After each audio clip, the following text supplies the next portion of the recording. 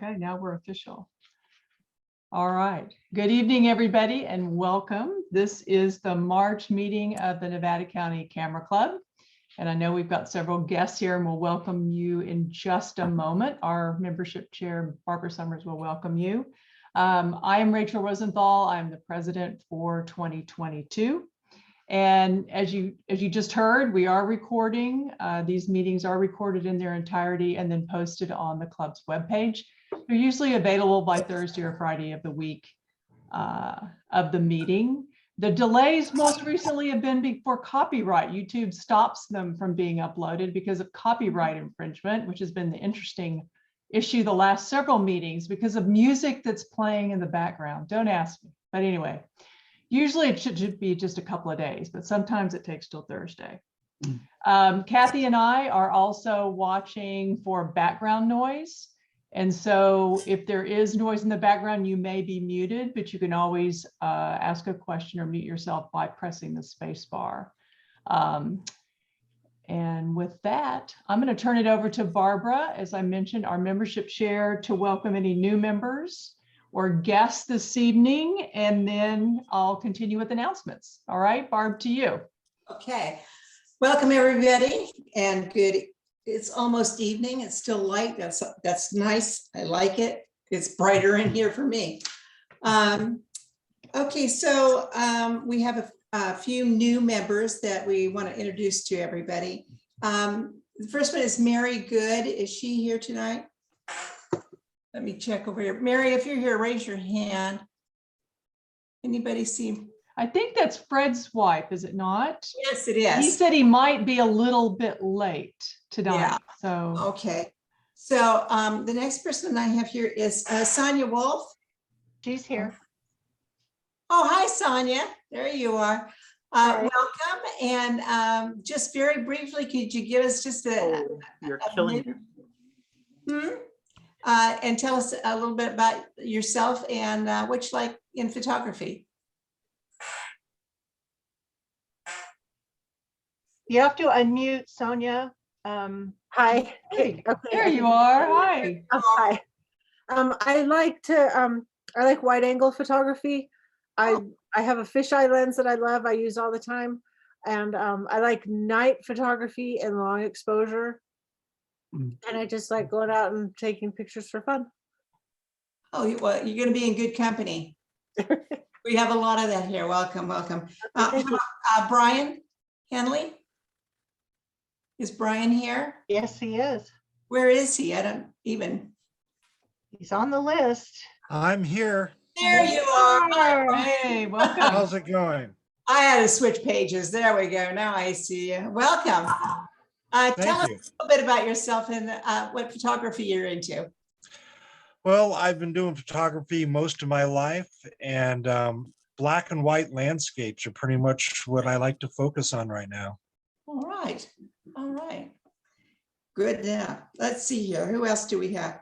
We have three Nevada Union students. Are our students here? Anybody see? Michael, do you happen to know if the students are here tonight? Yep, Michael's on. So high school students, you never know. I know. Well, that's why I was checking in with you. Michael's kind of our go-to guy when it comes to the NU students. I do know that Lillian submitted some photos, so she might hop on, but I don't know about the rest of them. I did see those. Great. Yeah, well, yeah, 3 students from NU. That's great. So Barbara, can I interrupt for a second? Due to Michael Quinn's efforts, it's the first time we've ever had high school students join the club. So kudos to Michael, and I hope we're able to say hi to them before the evening's out. Yeah. Absolutely. So Ed Hansley is returning. So those of you who know him, he is returning. And I guess we have several guests tonight. David mentioned Ed Salt, is that the right last name? And Keith Kander? Kennard. Keith Kennard. Kennard, there we go. Yeah. Thank you. Yeah, so welcome to all the guests tonight. We're going to go ahead and move right along so we can give Oliver as much time as we can. I hated to interrupt him just to even do this. So welcome, everybody. Welcome. All right, thank you, Barbara. All right, a few quick announcements from me, starting with the eternal question of when are we returning to in-person meetings? I get emails, you know, it's like, are we there yet? It's like, we're really close, folks. The board is working with the church. The church has returned to in-person meetings. They have a new projection system. So we need to train our group.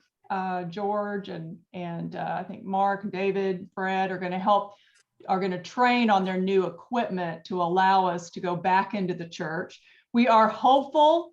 Now I cannot promise that we're hoping for April, but it depends on the church, and they've had some hiccups with their system. So if they can get that running efficiently and we can get in there to train in the next couple of weeks, fingers, toes crossed, we'll be back in the church in April. But if it's not April, and we do have our presenters, Kathy's done a great job getting our presenters on Zoom. Our April presenter is presenting on Zoom. So there's a technical piece to the April meetings. We have to be able to provide them, they're remote to us. So if we can work it out where they're remote and we're together in the church, that's our ideal scenario. And I'm hopeful that that will come to pass, but I can't guarantee it. So stay tuned. You'll get an email from me a week or so before that April meeting and let you know whether we're going to be back in the church and have the presenter remote, or whether we'll be in the church altogether or not back on Zoom. But if not April, we're very hopeful for May that we'll be back together in person in the church in May. That's current status as much as I know. So I can add a comment on that. yeah, Craig. I was there this Sunday and the Sunday before, and they have a new system. Yeah. And in talking with them, I'm going to go either tomorrow or Wednesday and organize that whole section and kind of map it out and find out what's needed to make it work before Mark and everybody come in. So it's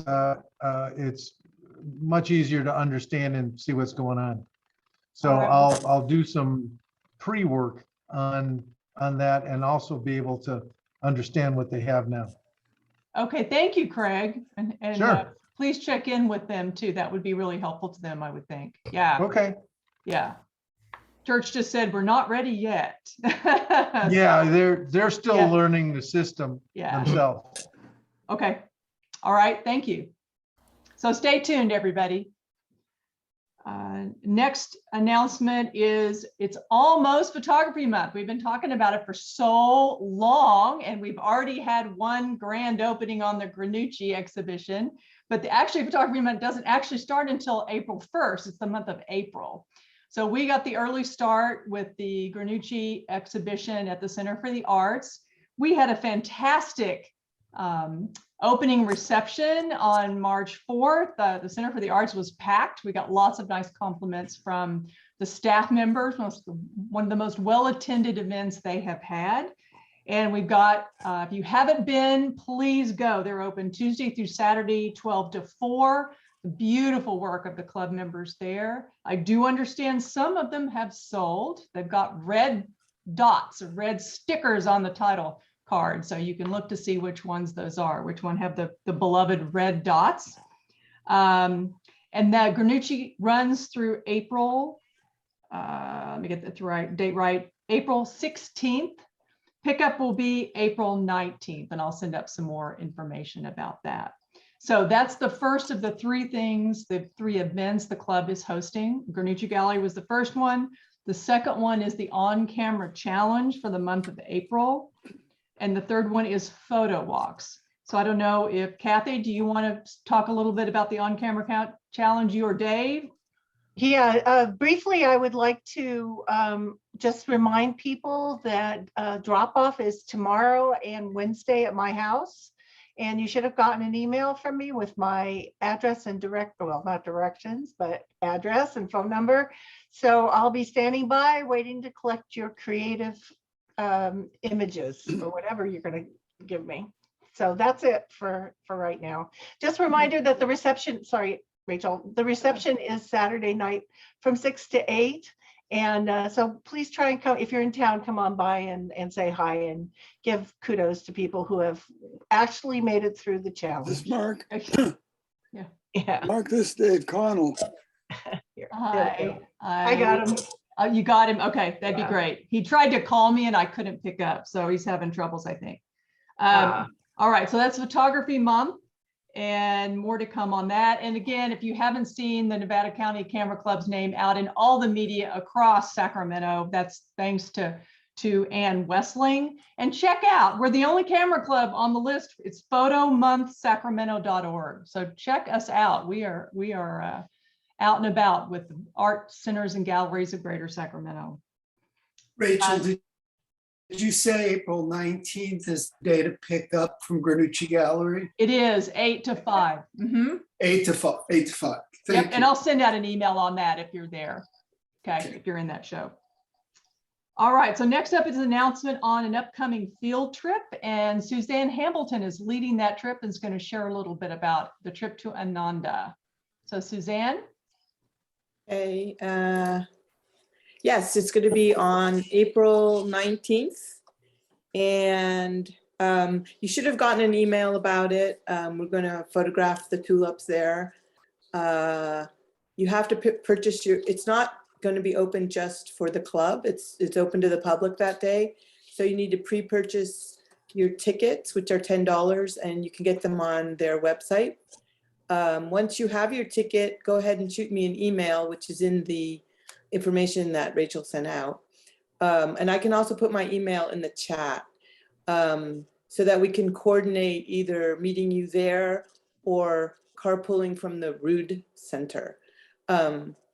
Also, some people have expressed an interest in staying until a lunch. They have a vegetarian lunch for an extra $15. So some people have purchased that.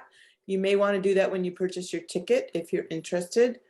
What else should I say? My co-leader is Shelby Cohen, and she couldn't make it tonight, but she'll be there helping us as well.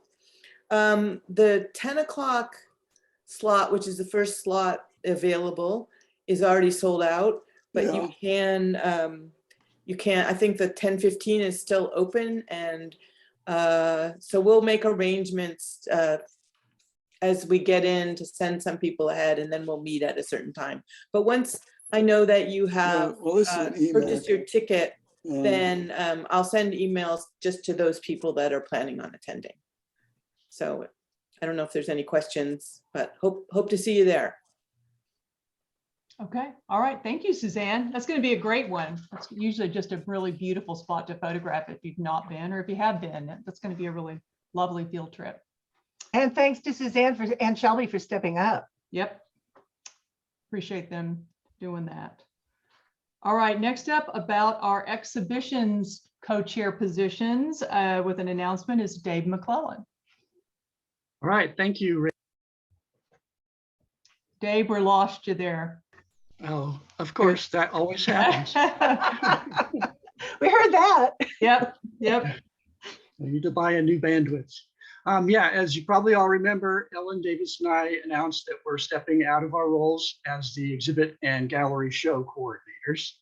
And for me, it's been a fun and rewarding experience, and we've had a great time working on putting together all of the shows. And I'd like to once again thank Ellen and also Kathy Triolo for their amazing work helping to manage the shows we've had over these past several years.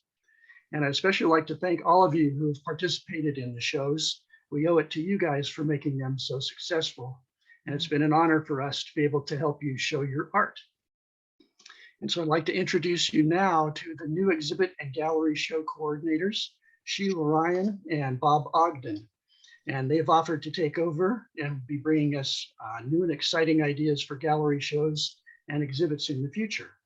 So thank you guys for volunteering to help out the Camera Club. And I'd like to give you each an opportunity to say hello and a little bit about your backgrounds and maybe what is ahead. Sheila, I see you're here. Do you want to start?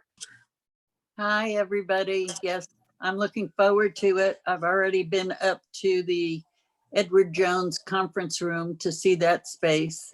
And we'll be working on putting a show in there.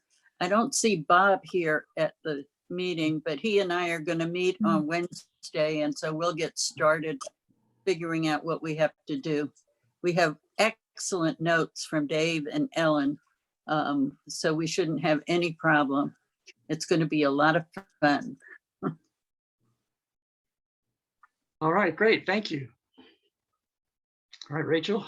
I think, so I just want to say, I think we owe a round of applause to Ellen and Dave and Kathy. This position didn't exist before them. They have raised the club up to a new level. Yes, yeah, it's true. By teaching and helping us all exhibit our work, which many of us, me included, had never done before. So appreciate you guys' work, and the exhibitions have been absolutely outstanding and led to where we are today. So huge thank you. And all the reference materials you guys have created are really spectacularly good. And so now we've got Sheila and Bob, who bring experience on their own. She didn't speak about that, but both of them bring exhibition experience. So they're going to take us into this next chapter of exhibitions for the club. So thank you to them for stepping up. Yeah. All right, folks. So any other announcements? That's all that I have on my list. Anybody else? Yep, David. Yeah, I just wanted to announce now we have only 4 openings left on our Costa Rica trip. So anybody who wants to join Josh Miller and myself, we have a great trip. Things are really opening up fast overseas everywhere. So if you want to go someplace in July, join Josh Miller and I in Costa Rica. That's it. All right, thank you. Anybody else? Rachel, I have a question. On Sure. the looking at the photos to judge the photos, this time I noticed that it was a photo that I submitted Friday. And usually, aren't they the ones that were submitted before the critique, or my? You submit on Friday before the meeting, and those are the ones that are like the images that were submitted last Friday are the ones that we'll see tonight during critique. Okay, but those were also up for people deciding which one they felt was the best. That's from the previous month. So you do 2 things. You Okay. vote on the previous months. So we voted on February's, which I'll show tonight right after the break. And then 2, the ones that were submitted on Friday in March will be critiqued tonight. Okay, I guess You I'm vote just. on last month's, critique this month. Okay, somehow it got confused. The one I submitted for this month got stuck in last month, but that's all Oh, right. really? Yeah, it's not a big deal. Not a big deal. Okay. Well, we can talk about that offline or at the break. Okay, yeah, okay. It could have been, yeah, there was an issue. All right, we'll talk about that. All right, folks, with that, then I will turn it over to Kathy to talk about our presenter and our presentation tonight. So Kathy, to you. Thank you, Rachel. All right, everyone. Our presenter tonight, Oliver Klink, was brought to my attention by David Wong, who was the curator of Oliver's show at Viewpoint Gallery in January this year. So I went down to see his images with Barbara, and after I saw them, I did something I rarely do, which is I purchased his beautiful book of images titled, can you see this? I hope, Cultures in Transition. And in addition to the stunning collection of black and white photos, they were taken by Oliver. This is beautifully bound and it's printed, and it's rich in descriptions of people and places. Just amazing. He's a master of a digital printing process called pisography. It's a unique process that enhances highlights and shadows. And he has an impressive resume, as you well imagine, and I could go on, but we want to hear Oliver. So I encourage you all to read all about him on his website, oliverklinkphotography.com. So now please welcome Oliver Klink. Thank you, everybody. So, and thanks for the invitation to present. It has been a while that I've presented. So let me share my screen, and then hopefully, can you see my Lightroom now? Can everybody see Lightroom? Yes. Perfect. All right. So tonight I'm going to talk a little bit about the project that I worked on for 15 years, Cultures in Transition. And what was unique about this project, it culminated with a traveling exhibit, a publication of a book, and then also a movie that I'm going to release on July 10th at the Asian Art Museum in San Francisco. So it's kind of, it developed over time. When I studied the project, how it started. Can you see actually the slide scrolling now? Can you see the second slide, or I just want to make Yes. sure? Okay, perfect. Well, it started with my in-laws in 2001. My wife's parents are Chinese and then American Chinese, and they immigrated to the U.S. in the 60s during the basically Chinese Revolution. And that was the first time back in China. So it's interesting that during the time we spent there, about 5 weeks, I learned more about them than the time that I had been dating and married to my wife there. So they told me some incredible stories.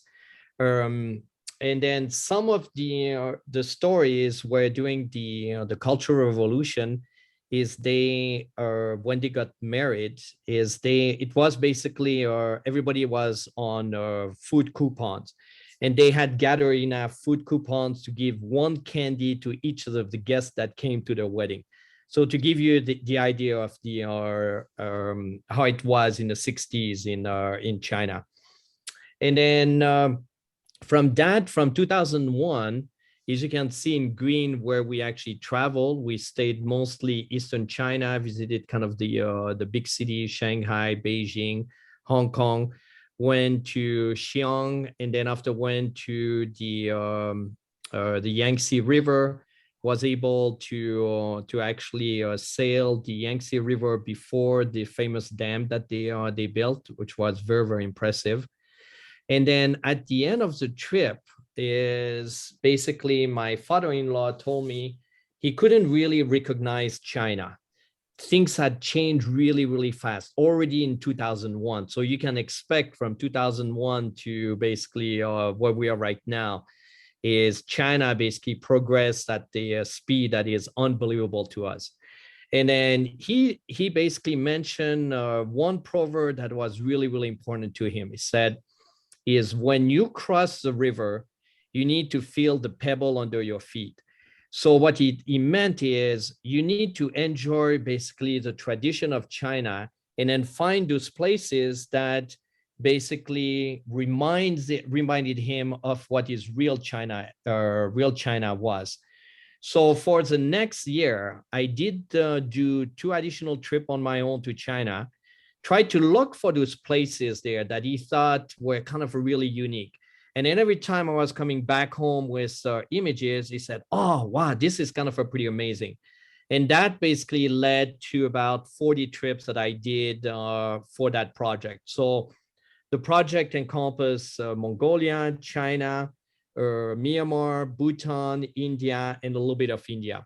So overall, that was about 150,000 images there, right? So it looks like my project always in 100,000 images there. Let's see. So for people that haven't seen the project, here's give you an idea of basically the images that are in the book. Eventually, I selected 108 images for the book, and then the traveling exhibit is 60 images. So 60 images that I've traveled on four different continents. Here's, for example, an image that I took in Bhutan, was Eastern Bhutan. And I'll tell you a little bit more stories about that image. Is as a photographer, we always come with preconceived ideas that says, oh, what am I photographing? And then for me here, that image was about the memory or the recollection of the American Indian when you go on reservation, right? Alcoholism is kind of a big issue. So all the bottle that you see are beer bottles. until one of the fellow Peter Fink, who wrote the back the one of the essay for my book, told me this is a perfect example of what's happening in remote communities in those second to third world countries, is with basically the card that it's become more available to them. The distance to the main centers are much shorter. And then now, instead of going to the main center about once a month, they go there maybe every other week, and they purchase man-made food and packaged food. When they get back to their villages, there is no place to basically garbage this, to set this garbage, except in their landfill. And then, so now it's in kind of a revolving cycle where they get less and less landfill because of the garbage, and they have to go more and more often to basically get the food get the food put for the village. I was looking for a different festival. And then the festival, to me, the best are the ones that are still not known to the foreigners, especially to the foreigners. I have traveled to festival where there were pretty much more foreigners than local people, and that was never really my cup of tea. So this is during the Chinese New Year, is people, the younger generation, they come back to the villages about once a year, and then they celebrate their kids. Their kids are raised by the grandparents, and they deck them out with some fancy outfit. And in this case, they basically travel them on simulated horses across the village. So if you can see the two bamboos, that usually is a dad carries on one end, and probably the grandparents on the other end, is they just basically horse the kids around. And then everybody is really kind of joyful. There's only a few people that don't enjoy that festival, and those are the kids. So some places that I've traveled to is I usually go back to the same place about 2 to 3 times, bring back images to the people. And in this situation, I thought it was kind of a pretty good image there, right? Good light on this image. I went and looked for the family to give them this image. And then the grandparents that I gave the image to started to cry. I said, oh my God, my image is so bad, or I'm not sure what happened there. And they told me that the mom had passed away basically the year before. And that was the only image that they had of the mom there.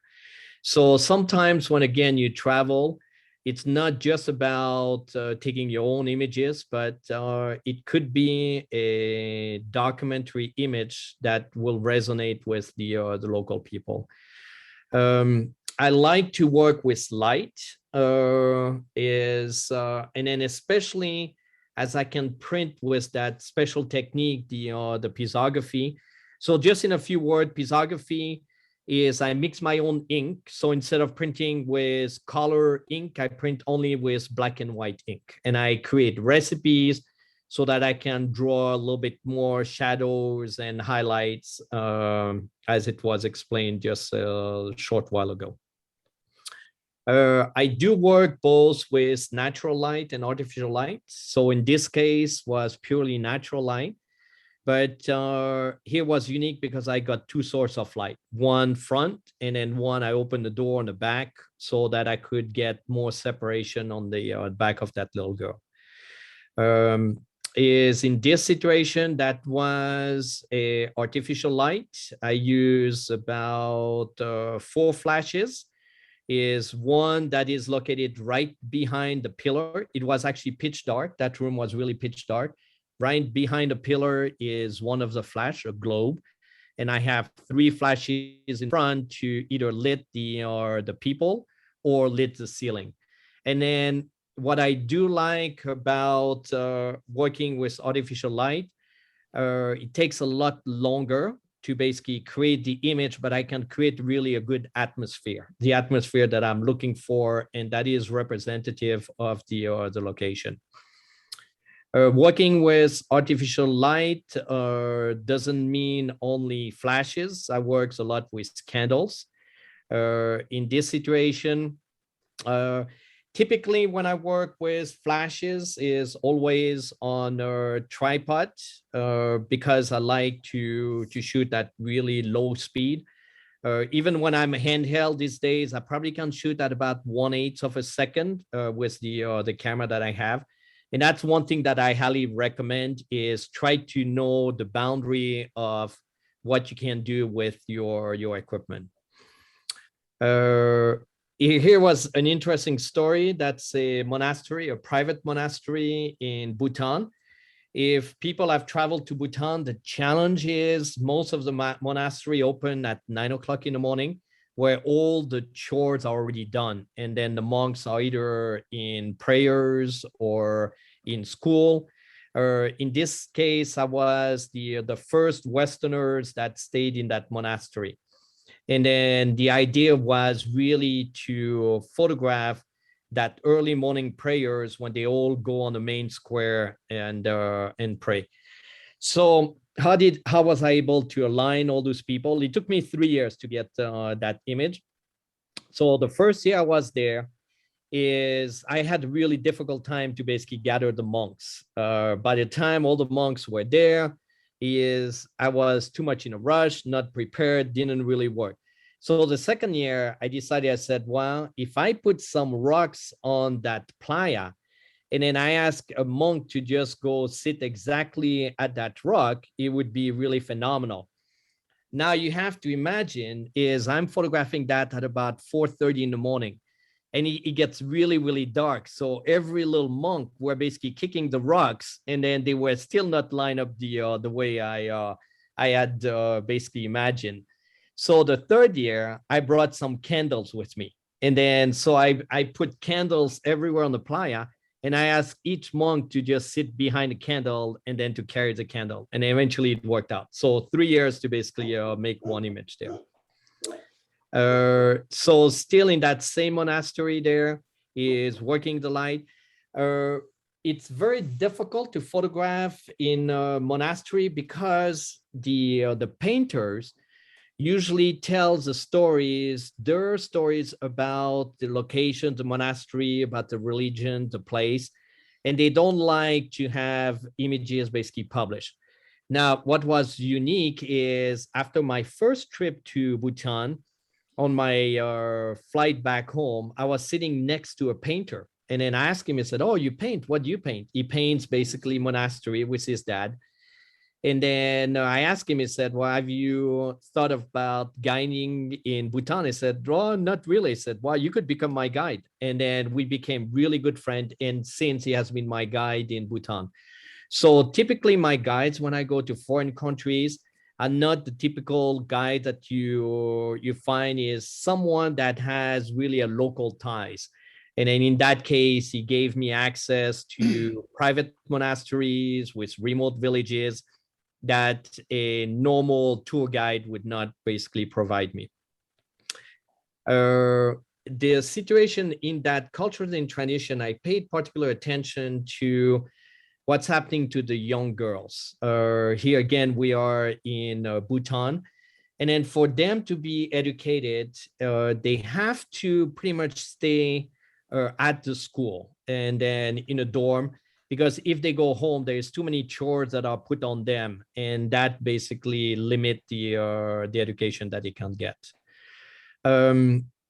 When I also look at special moment when I photograph, I do pose people, but in this case, I could not pose the people. But you can see there is a pride in that gentleman. He came out and he was wearing his really nice clothes. But what is unique, especially for people that know a little bit about Asian culture, Asian are very shy about their emotion there. They don't show a display of emotion. And then when he actually touched his wife's hand, that's basically what I capture. And then even when I showed that to my in-laws, they said, wow, this is incredible. How is basically you were able to capture that moment. So there's, in all my images, if you pay a little attention, there's all those gems that you'll eventually discover. In one region that I really wanted to photograph is that's the region where the Yi is spelled Y-I. It's a poorest minority in China. There's 57 minorities in China. And then I was photographing a gentleman in another region and asked him about the Yi. And he said, so where could I basically photograph the Yi? You kind of know what I'm looking for.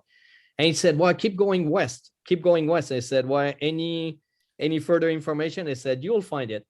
And eventually, after 2 years, I basically found that place in the Sichuan province where is the condition or the living condition are very kind of a rural. It's still a horse community. Most of people travel by horse. They go to the field. All those horses basically pull all their goods. And the thing is, they don't like to be photographed, not because of spirituality. They don't want people to know about the living condition. And especially they didn't want to have the Chinese government know about the living condition. They had the fear that the Chinese government would just come to their region and lure them with basically new homes so that they could have access to the land, because the land is pretty good for agriculture. So this image was taken in 2016, if I remember, 2016. Is by 2019, everything was already gone. They had brand new homes in that region. So it's not that long that I photographed there, and that doesn't exist anymore in that region. Some places that I photograph also have a historical value. This was in Myanmar, photographed in 2014. Some of you might know that they had an earthquake there, and a lot of the temples got destroyed, especially the temples in the center of the country in Bagan there. And that was one of the temples that got destroyed. So how did I make the book there, right? Cultural Intention. How did it come about? So the first part, I call it, is germination. So and then I'm going to give you a sense about how long each step took, and what is basically the budget there, right? That I had to dedicate for that. So germination, about 3 years. So that was from the time that I had pretty much taken the images and then started to build the body of work, and then trying to get my work known. That's basically called portfolio reviews. There's many portfolio reviews that are across the nation. So again, I started to build body of work for the Yi. Is here a gentleman that had traveled probably about 25 miles that day. And at the end of the day, made an extra trip because his neighbor was sick and needed some wood to heat. This is his living condition that was his neighbor's living condition. So the little hook that you have right there in the front is basically the kitchen. The animals are behind me. This is also the costume. So a lot of the tribes and the minorities are telling stories about the culture. So the Yi tell the stories by designing costumes. So they have specific elements on the costume that determine is basically their genealogy and then so on. And then as a photographer, if you have traveled around the world, is about to happen that someone is going to point a gun at you. But what was interesting is gunpowder was invented in China. And then they never really used the gunpowder. They are more kind of a sword people. The Chinese are more sword people. Now, talking about guides, she became my guide in the Yi, 9 years old.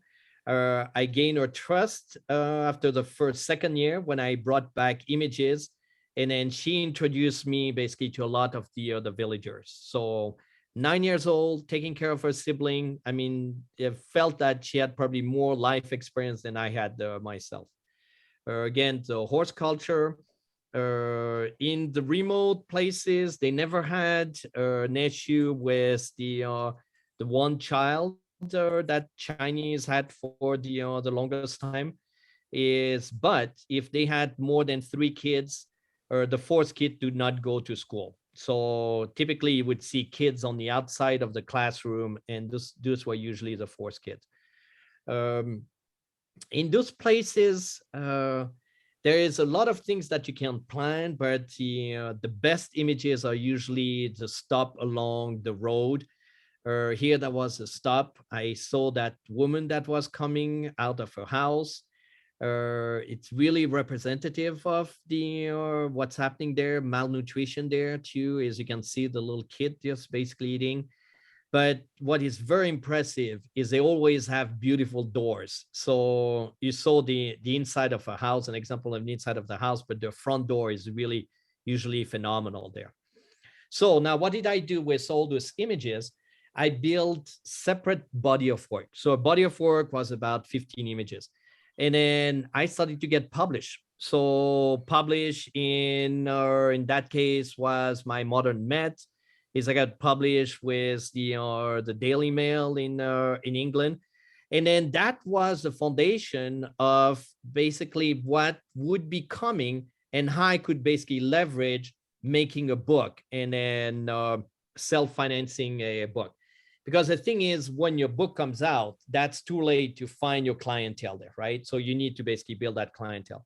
So I'd highly recommend is when you plan a big project, even a body of work or is anything, even if you plan a blurb book or the very maybe not that as big of a book that I published, is you want to plan some events there, and I'll give you some of the idea.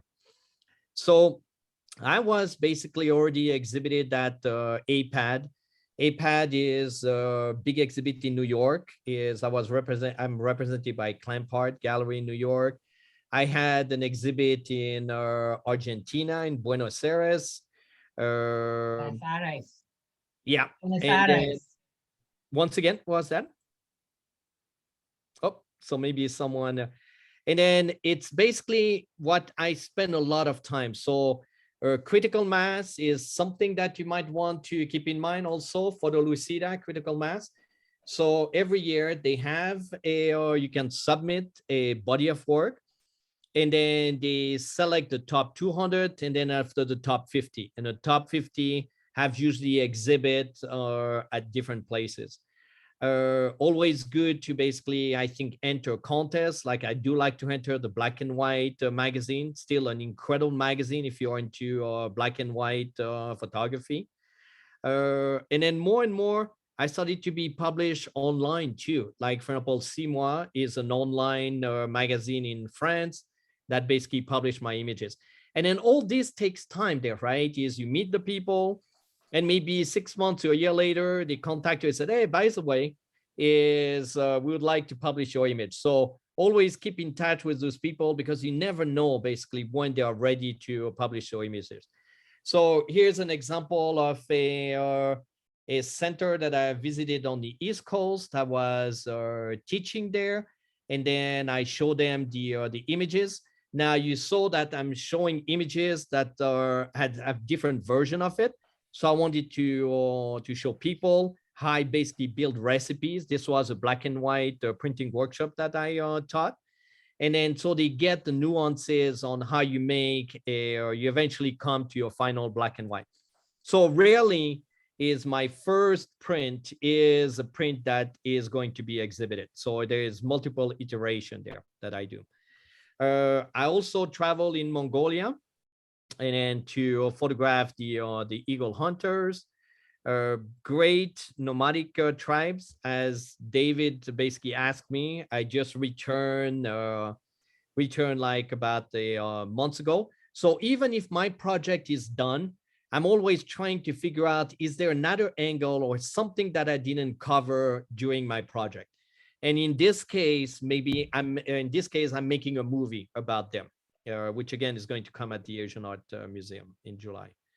So the eagle hunters, what is unique about the eagle hunters? Maybe one of the things that is unique is they capture an eagle at birth, and after 7 years they release the eagle. So they do want to keep their culture just going. And if they would keep the eagle all the way until they are basically die, then there would not be any more babies, and then the culture will die there. This is the little girl that I'm going to feature in the movie. Her name is Amol Deer. She's 9 years old. She was really influenced by another girl, Aisho Pond. Some of you might have seen a movie. That's a documentary, The Eagle Huntress. So I'm taking kind of a different approach to it. It's not a documentary. It's a fine art, basically twist on the eagle hunters. Again, some of the tips when you go to those local communities there, they are really, really welcoming. They always want you to eat all their foods and drinks. So my recommendation is don't gulp down anything that they give you, because they're going to refill your cups there. That's the, and then eventually is I got those incredible lights. I'm always looking for this dramatic light when I photograph, and I'm not scared about is high contrast, because I can pull all that stuff when I print. So here's another idea of what you can see from a composition perspective. Do I respect the rule of third? Probably not. Do I look at the histogram when I photograph? I don't. I do have a calibrated screen, and I trust what I see on the screen. I really focus on the composition and the feel that I want to give on my images. So even if I'm very, very technical, is when I'm actually photographing, I don't use the histogram, I just shoot, right? And then I barely look at the images. I just try to get in the moment. So here's another basically place that I photograph in Mongolia. I like the drama of having the 3 hunters that are actually going on a hunt. They always hunt in the 3 at a time. So then I had all those images. I had kind of already some claim of fame because I was selected. My body of work was known, but there was nothing that really tied everything together. So imagine now I have about 150,000 images that I've dwindled down to a lot less. And then it's time for collaboration. So is what I call an open heart surgery. So when you actually put the work that you have worked on for 12 years, someone is going to come and basically tell you they have their own idea about what that project is about. And then the thing is, it's good to have a big trust in the person that you want to work with. So I chose myself a friend that I had known for many, many years, Gear and Kate Yordle. We had worked on many projects together. And then Gear is a very traditionalist. So he likes to look at images on paper. So the first set of images that I printed for the book was 30,000 images. So I gave Gear 30,000 images. We went through it, and then we selected a bunch, and he says, I need another 10,000. So the 40,000 gave us basically an idea of what we wanted to say in a book. So now that we had the images, we reviewed the images, and then I had spent already a lot of time on processing those images. And just to give you an idea, from the time I had processed images that I felt was almost there, basically at 99%, I spent another 6 months basically continuing the processing. So there was a purely match between all the images. And for people that I have the book, is you can actually see there is a continuity in the tones in the entire book, even if the images were taken over a 15-year period. And then came the writing. What do you write about the book?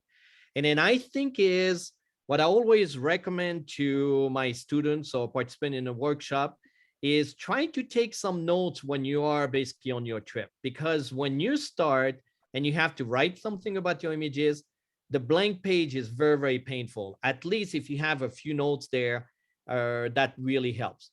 So we wrote a lot of the stories. There was lots of revision. Again, I know that as a visual artist, I'm not a good writer, but when you truly believe the message that you want to deliver, it's actually much, much easier. We made countless correction. I can tell you this process was probably about 2 months, just writing every day and then talking with Dear and Kate, revising basically all the text. And that's when, after so long, the title came, Spirit, Heart, and Soul. So we had basically put on the board Spirit, Heart, and Soul, and that basically sticked with us. So from there, we basically made a dummy book. So the dummy book included already some layout. So what was important for us is there is a little bit of spirituality in this book, something that is hidden that you need to discover. So the lettering was important. The color that we chose was important. The red, especially in Asian Chinese culture, red is very, very important. And then we started to do the layout. So the layout, the book size was an oversized book because most of the images were basically horizontal images. And we wanted to have a presence on the page. And then now the page also, we kept them kind of a very subtle, is basically that was about the images where there was a page number and a location, and that's it. So when people would basically look through the images, they could actually feel the presence of basically the topic, what we wanted to say about each of the images. And then from each of my guys that I had basically kept in touch with, I asked them about quotes, is how they felt when we were there basically, or when I was there photographing those people. So that was a nice addition, that to get also quotes from them. And then we basically kept sequencing. The sequence of the book took about 6 months. So sequence were based on the light there, right? It could be light, it could be shape, it could be basically images that in this situation was a little girl basically glancing at what the monks were doing. So there is always a really good relationship between the images. So again, I highly recommend, when you have the book, basically analyze what went through and why two images basically were set side to side. So again, here is the woman on the traditional woman in Bhutan, is basically pointing at the young boys. So that basically draws your attention. So here, that was an interesting also pairing that doesn't come really that easily. But on the left-hand side, you see that's a young nun, how she's basically light on her feet there, right? And then you look at the gentleman on the right, how basically how hard it is there, right? He is pushing there. So that's basically that contrast of the two situation, or the two living condition there. And then here we left also blank pages because we felt that there's a rhythm. There's always a rhythm that comes with the book. And I highly recommend is count the number of pages, and you're going to see, you're going to get into a certain rhythm. So all that stuff basically took about 6 months to 8 months to basically put together. Again, there, right, the interior of the house, there, right, how you perceive the interior of the house. And then at the end of each chapter, there was a powerful image that that I would have. So here's typically the way we would work. I would work with Kate. We worked everything in InDesign. And then Kate did pretty much the layout, and I refined everything. So we each had kind of a task where we're all collaborating on the creative side. And I did all the grind work. Is basically make sure everything was aligned, make sure that the font were everything that we wanted there. So it took a while. So now you can see the repeat again, right? The soul of the Berkichi, which is the eagle hunters. And then same idea about is how we looked at the images. What is interesting in the soul of the Berkichi, the sequencing and the pausing was a little more challenging because I didn't have any vertical images. So again, something that you want to think when you photograph both vertical and horizontal so that you can have a pleasing sequencing and layout. And then it came down to choosing the color palette is what we wanted as a color palette. So we got a lot of sample. Is at that point, we're not 100% sure of where we wanted to print the book. So we had a lot of meetings with different press from Switzerland, from the US, Canada, from Korea, from China, and then from Italy. And eventually we actually decided to go to Italy. And then I'll tell you the reason in a little bit why we went to Italy. So everything that you chose in the book has basically, it doesn't come by surprise there, right? Everything has to be picked, all the material has to be picked, the inside, the outside, make sure that everything works. And then we decided to print with 7 colors. So it is an offset. Typically offset is printed with 4 colors, but we went all the way to 7 colors because we wanted to have pure Pantone colors instead of having the mixed colors that might create a little bit of the banding. So when I showed the book to some people that are in the printing industry, they were really, really surprised how far the printing had gone, is that you could do such basically incredible printing. Writing for your book, it also important. So I had gear that wrote the foreword. And then, as you remember, every pages had a very simple layout. But when you get to the back of the book is I tell stories about each of the location. And it's not stories about what it is, what equipment I use, is more about how I felt when I actually met the other people. So that really became very helpful. And then I know some of the people that have bought the book is have the book on their coffee table, and every day they open a new page. So in the morning, they read the description, and then they try to figure out if the description basically matches what is in the image. So that was also kind of a pretty nice layout. It took me a while to actually write all those stories. So I wrote stories, and then we had to trim down to exactly 60 words. So when you have all those stories that you need to cut down, it was also a challenging task. And the dummy book was done. And that's when I basically presented the dummy book to different people to try to see if I could get more people to present. So let me show you exactly what we did to basically sequence the images there. So again, it was basically everything was done on paper. Is we actually glued images on, and then so we are going back and forth and try to see if the sequencing would actually work. I do feel that having a tangible item was much better than having only the electronic version, right? Working in InDesign. I mean, we were very proficient in InDesign, but nothing could replace basically having that tangible, how it felt to basically get the rhythm. And you can see now the rhythm was based on 7 there. We had kind of our 7 is kind of a magic number when you want to do a lot of the design there. So give you some idea about. And then here's again about the heart of the yi, different sequencing there.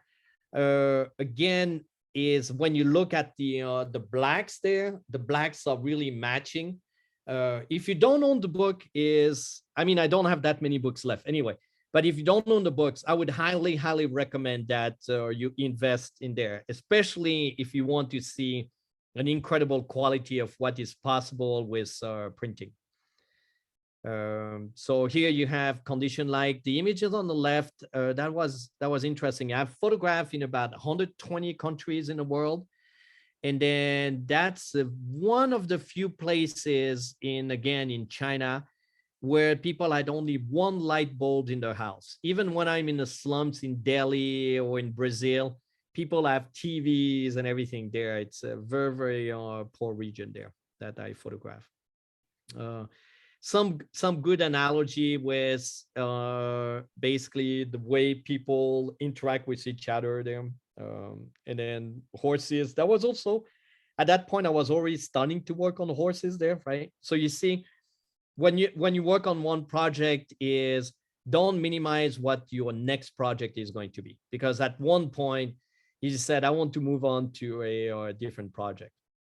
And then I was very, very fortunate to have Ann Tucker write the introduction of the book. So Ann Tucker is a very, very famous curator. She has done incredible work in Houston at the Museum of Fine Art in Houston to build a collection of photographs from emerging artists. So I had met her a few times at portfolio reviews. And when I showed her the dummy, she asked me, I said, what can I do for you? I said, well, you could write the introduction there. I said, fantastic. And then what is unique about that introduction is not that she described my images. We basically parallel our stories. She had traveled in China to basically meet a photographer that she exhibited at the Houston Museum of Fine Art. And then we basically parallel is our journeys there and see how basically what matched and then basically what were the differences. So again, very unique intro. And as she is really known in the industry, suddenly we had to redesign the cover of the book where we actually put her name there. That's and Peter Fink is a professor at the University of Zurich, and then wrote about is what does it mean to be in those culture, those remote communities there. So again, very, very interesting writing. So now you're kind of looking at it and it says, well, if I do a book only for my own coffee table, should I have some writing in a book? And I think that's going to propel your book to the next level, because suddenly it's become more cohesive. There is you are expressing your thought about what you're trying to say. It's not a collection of images anymore, right? It's not a family album. So I highly, highly recommend that you start to think about what is the reason for the book that you're publishing or the work that you're going to putting together. So in terms of the production, and you can see now is the book had Ann Tucker in the front, Peter Fink, and Geir Jordahl, who were basically the people that wrote in the book. So is your project important to the printer? If you happen that you want to basically publish a book, and then you want a publishers and a printer, the big question you want to ask the printer is, are you interested in publishing my project? And that's how I chose that basically press in Italy. Is I met the owner of the company in San Francisco. He came here for a museum show where he was actually pitching to publish book for museum. And then where we met, he said, this is incredible content. I love the printing that you do. I do want to basically publish the book. So that's at the point where it became a real collaboration again. So as you see the theme of publishing a book, it's all about collaboration there. You cannot do it on your own. It's basically impossible. Now, is publishing a book requires resources there. And then what the biggest thing that I learned, I'm a decent printmaker there. But when I went on press and visited the press in Italy, those guys were incredible. So this is a press that I printed on, right? It's a Heidelberg press. Is basically you have 7 rolls. And then on each of the roll, we put an ink, as I mentioned there, right? We're basically printing with 7 ink. You can see like third down, there is an ink that is red. Is we had a little bit of yellow in the book there too. That was a Pantone. And then that's how we chose, make sure that everything was matching there, right? So we choose a Pantone color. And then after they mix the ink to actually match that Pantone color. And then from there, they just put it on the roll. And then what we do, we create plates. So for each image or each page in the book, there is a plate. We create 7 plates. And then each plate is a separation of 7 colors. So they did the separation. And how they did the separation is I printed all my images book at the size of the book. And then we were comparing basically my prints to what we wanted to create in a book. And then initially we had some doubts because I do print with 10 inks, and there we're printing only with 7. That included a few color. So how can we match basically 10 down to about 5? And those guys are incredible to basically mix the ink. So to actually generate generates a quality that would reflect my print. So the screen that you see on the back, that's the scanner. It's the result of a scanner. We scan the image and we see the density of the ink that goes on each of the images. So we print the pages. There is basically 12 pages printed on one sheet. And then after we keep going, and every time basically it comes out, we analyze the image with the print. You can see there's one of my print on the right-hand side. And then we compare, and then we basically fine tune is how much more ink or how much less ink we need to actually inject in each of the rolls. And when we are done, I sign, and then that's when we go into the run of and then I publish 1,000 books. So there was 1,000 books that I published. So here's an example of one image. So now the challenge is the images that I see on that page are not necessarily going to be next to each other in the book. So one day we printed basically the recto of the book, and the next day we printed the verso. And then it was really important to, as all the images were so close in tonality, we had very minor fine tuning to do. It would be an absolute nightmare if you have to do the correction when you're on press there. That's the, so from the, when everything is done at the print shop, is then we go to the bindery. So there's a lot of reject there. So is in order to keep the press going there, let me see, show you if I can say. So behind, like on the right-hand side, that's the press. So the press has to keep running because the ink has to stay really warm. And then we were using very, very expensive paper. And I was worried at one point that we would be running out of paper because it was difficult to get that paper there. Is again, is for people that have the book, just check the thickness of the paper and check it with another book that you have. And then you're going to see basically the quality. We chose specifically that paper, that thickness, because we wanted to put more black ink on the pages. And if the paper is too thin, then there is basically translucency, and then the black shows up on the other side of the page. And then when we went to the bindery, and that was kind of a little scary moment there. So we get into the bindery, and then everybody is smoking at the line there. And then I asked the owner, I said, have you bound some kind of really good book lately? I said, yeah. We just finished the Pete Souza books on Obama. So the Obama book from Pete Souza was actually bound at that place there. And I said, well, but the Pete Souza book is kind of a pretty small there. Do you guys have any bigger book that you have published? Because my book is kind of, it's oversized book there. So you cannot be bound manually, or it has to be bound manually. So he goes to his office. And then I don't know if you guys know what a sumo book is. It's what Taschen is an American publisher. They published this gigantic book for the big artists like Annie Leibovitz and then so on there.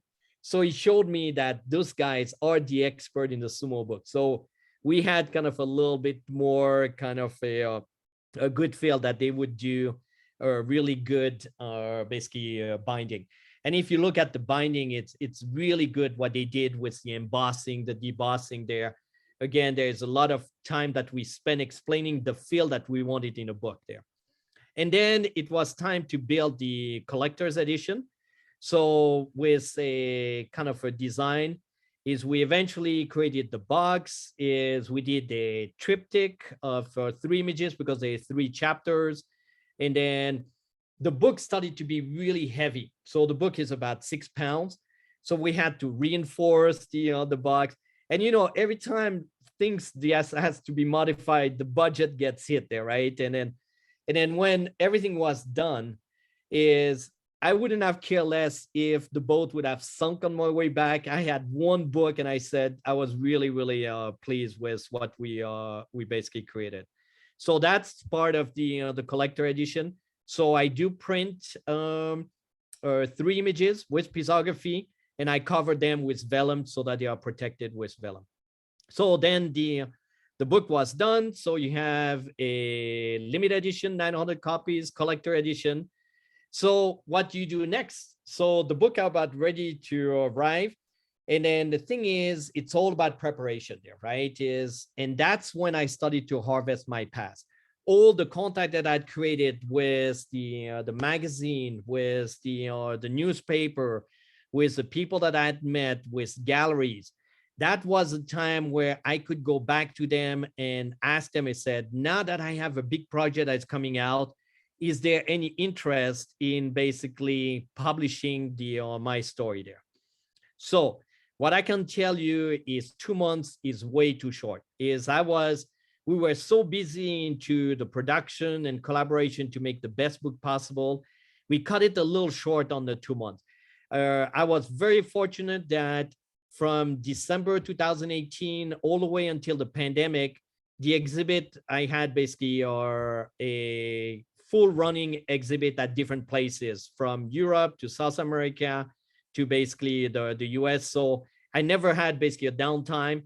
The first downtime was when the pandemic hit, and then I couldn't do anything for about 2 years there. So that was a grand opening at the Photo Central Gallery. I printed 64 images, actually. David was very generous to curate the show at the Viewpoint. So one thing that I noticed is, Viewpoint was supposed to happen, I think, about 2 years ago, and then after we hit the pandemic, so it kept being pushed out, and I'm so glad that basically we had the chance to exhibit at the Viewpoint. It's an amazing place to exhibit. And then it was all about the framing.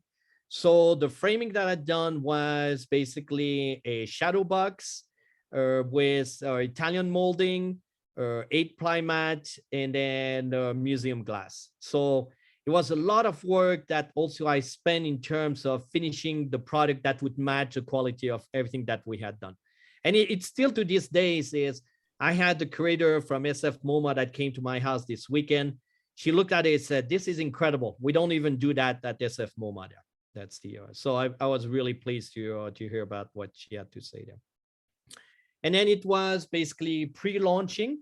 So I pre-launched a lot of the collector's edition at, I invited people at my house. So people that had bought the collector's edition, and then showed them basically how the book was made. So that was basically what enabled me to self-finance the book, because I had done a lot of pre-sales of the book. So here's basically more meetings that we had, or kind of a gathering at my house. And then the next part was to create a promo booklet. So now that I was already on press, I thought to myself that instead of going to PS print or doing kind of a little pamphlet, why don't I do an extra run, an extra basically 12 images to do a 2-size promo. So that's basically what we put together. And then, so when I send promos out, they already have the feel of the quality of the book, because it's exactly the same paper, same ink that I'm using. And then the size also, everything is 2-size there.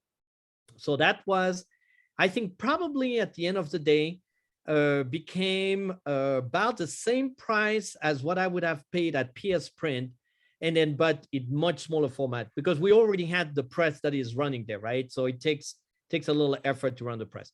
And that's when basically everything arrived. I got 8 pallets of books that arrived, and then that's where it started. And then signing books. So every book that you receive are signed and numbers. Even the limited edition, I number every book. And then it was time for the exhibition. So the exhibition, as I put in that stair, was about 18 months nonstop, and it's still going. I still have shows with the Asian Art Museum, with Mountain View. that is going to come, and then I have a parallel show running in Europe. And then the thing is, the surprise is when you do the distribution yourself. So distribution is really time consuming because I had to basically package all the books, sign all the books. But when you get your images on the wall, this is the real climax. And that was the grand opening of the travel exhibit at Photo Central. So what I also did is I invited a lot of the local communities that contributed to the stories. So I had Mongolian that came to the opening, to the delight of the people. I had the Consul General of Mongolia that was there at the opening. And then it was just a matter of every time I have an exhibit is how can I get into the local newspaper? And then I think that's great what your club is doing there with your exhibition there. Try to promote as much as you can there because this is what people are going to remember there, right? If they don't see the exhibit, they can still read the articles that were basically done in a newspaper. And then I invited, I always do kind of a talk during the exhibit. And then in that case, I invited is a nature center with their animals. So people could basically start to relate to what it meant to photograph the eagle hunters. I had also done a special show for kids. I love to basically get kids to be involved in the art. So it's kids and art. It's an association that take care of the kids that have a major health problem when they are young. So our idea there was to get every kid to mimic one of the image, and then we'll take images, print it for them, and then at the end we basically gave them each an image there. So it was very, very powerful there to involve the local community, because I think as photographers, our gift is basically to share with the other people. And then I started to travel. That went all the way to Indiana, is Bloomington, Indiana. That was one of the galleries. Same idea, book signing, just dealing with helping kids understand. Then I went to Portland, is camera work in Portland. Is I was also at the Blue, forget what's the name of the gallery there, Blue something gallery in Portland. I went to Carmel. Carmel, I did a pop-up show, is just a weekend show. That was a weekend show. And then eventually the last exhibit before the pandemic was at San Jose at the Art Gallery. Another exceptional place to exhibit because it's very bright, very good light, and then a lot of activities that you can plan at that location.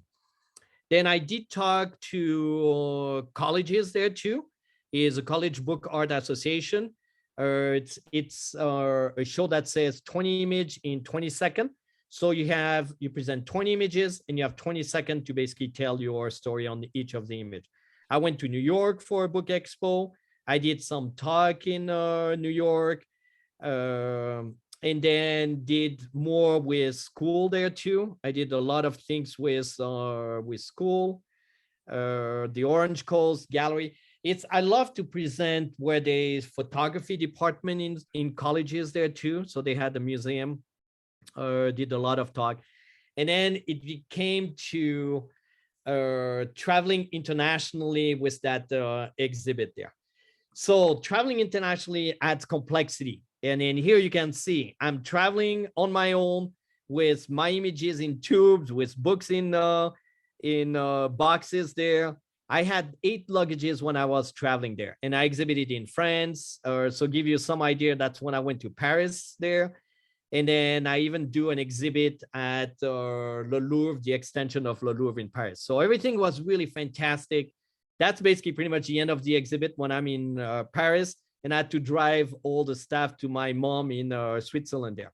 And that was a Viewpoint, right? That's the latest exhibit that I had, is basically at the Viewpoint Gallery. And then our goal was to make the best photography book possible and then try to get the award. So we were really rewarded 9 awards for best photography book and now the next step is the movie that is going to come out in July 10th at the Asian Art Museum there. So as I said, we really did it. We are really kind of excited, and it's great that there's still a little bit of run on that project there. So thank you for listening. And then really what you probably learn about that show, you might not publish a book that substantial, but I think there is all the element that you can learn how you can do with your own books there, right? Is the writing, the sequencing, is paying attention to the printing, the quality of the printing. And if you want to have a really good raw model, just go to my website and buy the book when it's still available. So if you guys have any questions, I can see there's quite a few questions. Yes, there are some questions. First of all, thank you so much. That was incredible, and the quality just jumps out. I mean, it's clear just from what you said. So we do have some questions. First of all, can you share a little bit about your post-processing? Yes. So the way I post the post process, basically I use Lightroom to basically as a catalog to manage my images. I use Capture One to basically process the raw images, and I use Photoshop to basically fine tune. So what is really important when I post process is that I have kind of an example of an image that has worked before. So I always have a print next to me when I basically post process the images. And I tend to post process about 3 images at the same time. So I keep that continuity about the tonality that I want to do. So I rarely work on just one image as a hero shot. If I work on 3 images, they might be 3 hero shots, but they're always going to be potentially be shown as a set. I don't like to work only on one image. That's not the way I photograph, and that's not the way I present my images. So that's the way. And then I print. I do print really early in my process. I have 2 printers in my room there. I think you can see in the background there, right? They're the printers that I have. I use kind of a 9900 44-inch printers. One dedicated to black and white, one dedicated to color. So I kind of do the conversion, the raw conversion, and then I print immediately. So that's my reference. Because if you don't print early on, then you can be totally off track, and then you think your images are basically progressing where you're actually digressing there. So hopefully that answers your question. Next question is, what color profile did you use to send the pictures to the printers? Adobe RGB. Okay. So the thing is, I work in Adobe RGB because with Pisography, I don't need and it doesn't actually, it's not that I don't need, it doesn't work with the Pro Photo RGB. But I sent everything Adobe RGB, and they did the splitting of the color with Adobe RGB. Now, if you send to other press, they might so they might ask you if it's a printing press. Typically, they work in CMYK. We actually work in Adobe RGB, so we could keep actually the full scale of what I had done. Interesting. When you go to Mongolia, how do you meet the right guide? Do you go with other people? Do you go alone? Were there any difficulties getting your photographic equipment into the country? So getting the equipment in any country is there, right? Is especially the countries that have a high tax on the photo equipment. You always want to have an inventory of all the equipment that you bring. Inventory that includes the serial number, is when you purchase the equipment. That's also very helpful when you're at the airport. And then when you carry on board about 60 pounds of gear, when they allow you only usually about 15 pounds or 20 pounds maximum. So that's the first thing I would recommend there. In terms of how do you find the guides there? It's trials and errors. Is some countries has been trials and errors, but I tend not to gravitate towards people that are tour guides. Tour guides don't fit what I'm doing because I always push the limit where I do want more about the local knowledge, about the local contact that they have. So for example, is for the first time I went to the Gobi Desert, right? After my trip to Mongolia, I went to the Gobi Desert and I hired a guide that basically is doing a company on nomadic life. She is trying to promote the nomadic life. And I said, if she promotes the nomadic life, she believes in that. And that's the person that I would hire. The people that believe in the good, in what we're doing, what we're bringing into the countries, and not the people that are just there for just guiding me from point A to B. And I think there's too many tour guides that do that. Also, as I mentioned to David early on, he asked me if I'm going back to Mongolia, is I don't go on the same trip over and over and over, is I'd rather keep the creativity alive for me. So I'm more creative than I'm doing the workshop. If it's a run of the mill, it doesn't become interesting to me and it's not going to be as interesting for the participant. So I'm typically looking for participants that want unique images, that are willing to basically meet the cultures. Meeting the culture is a lot harder than what you think, because it's not the one where you pay 20 bucks and they do a little dance for you. It's actually, you might stay at their place. It might not be as comfortable as other places, but everybody that comes back from this experience usually want to go on another experience with me, because they, in addition of getting images, they get stories and they get basically the feel of what basically those people are about. And do you have some workshops or are you leading any that are coming up this year that you have openings for? Or? Yes, I'm leading a few workshops this year. So you can go to Incredible Travel Photos.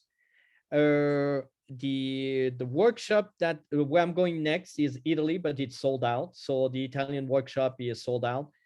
The next one, I'm going to Sri Lanka. So Sri Lanka is going to be in August. It's going to be about the elephant culture. I've been to Sri Lanka already twice, so I have all the relationship.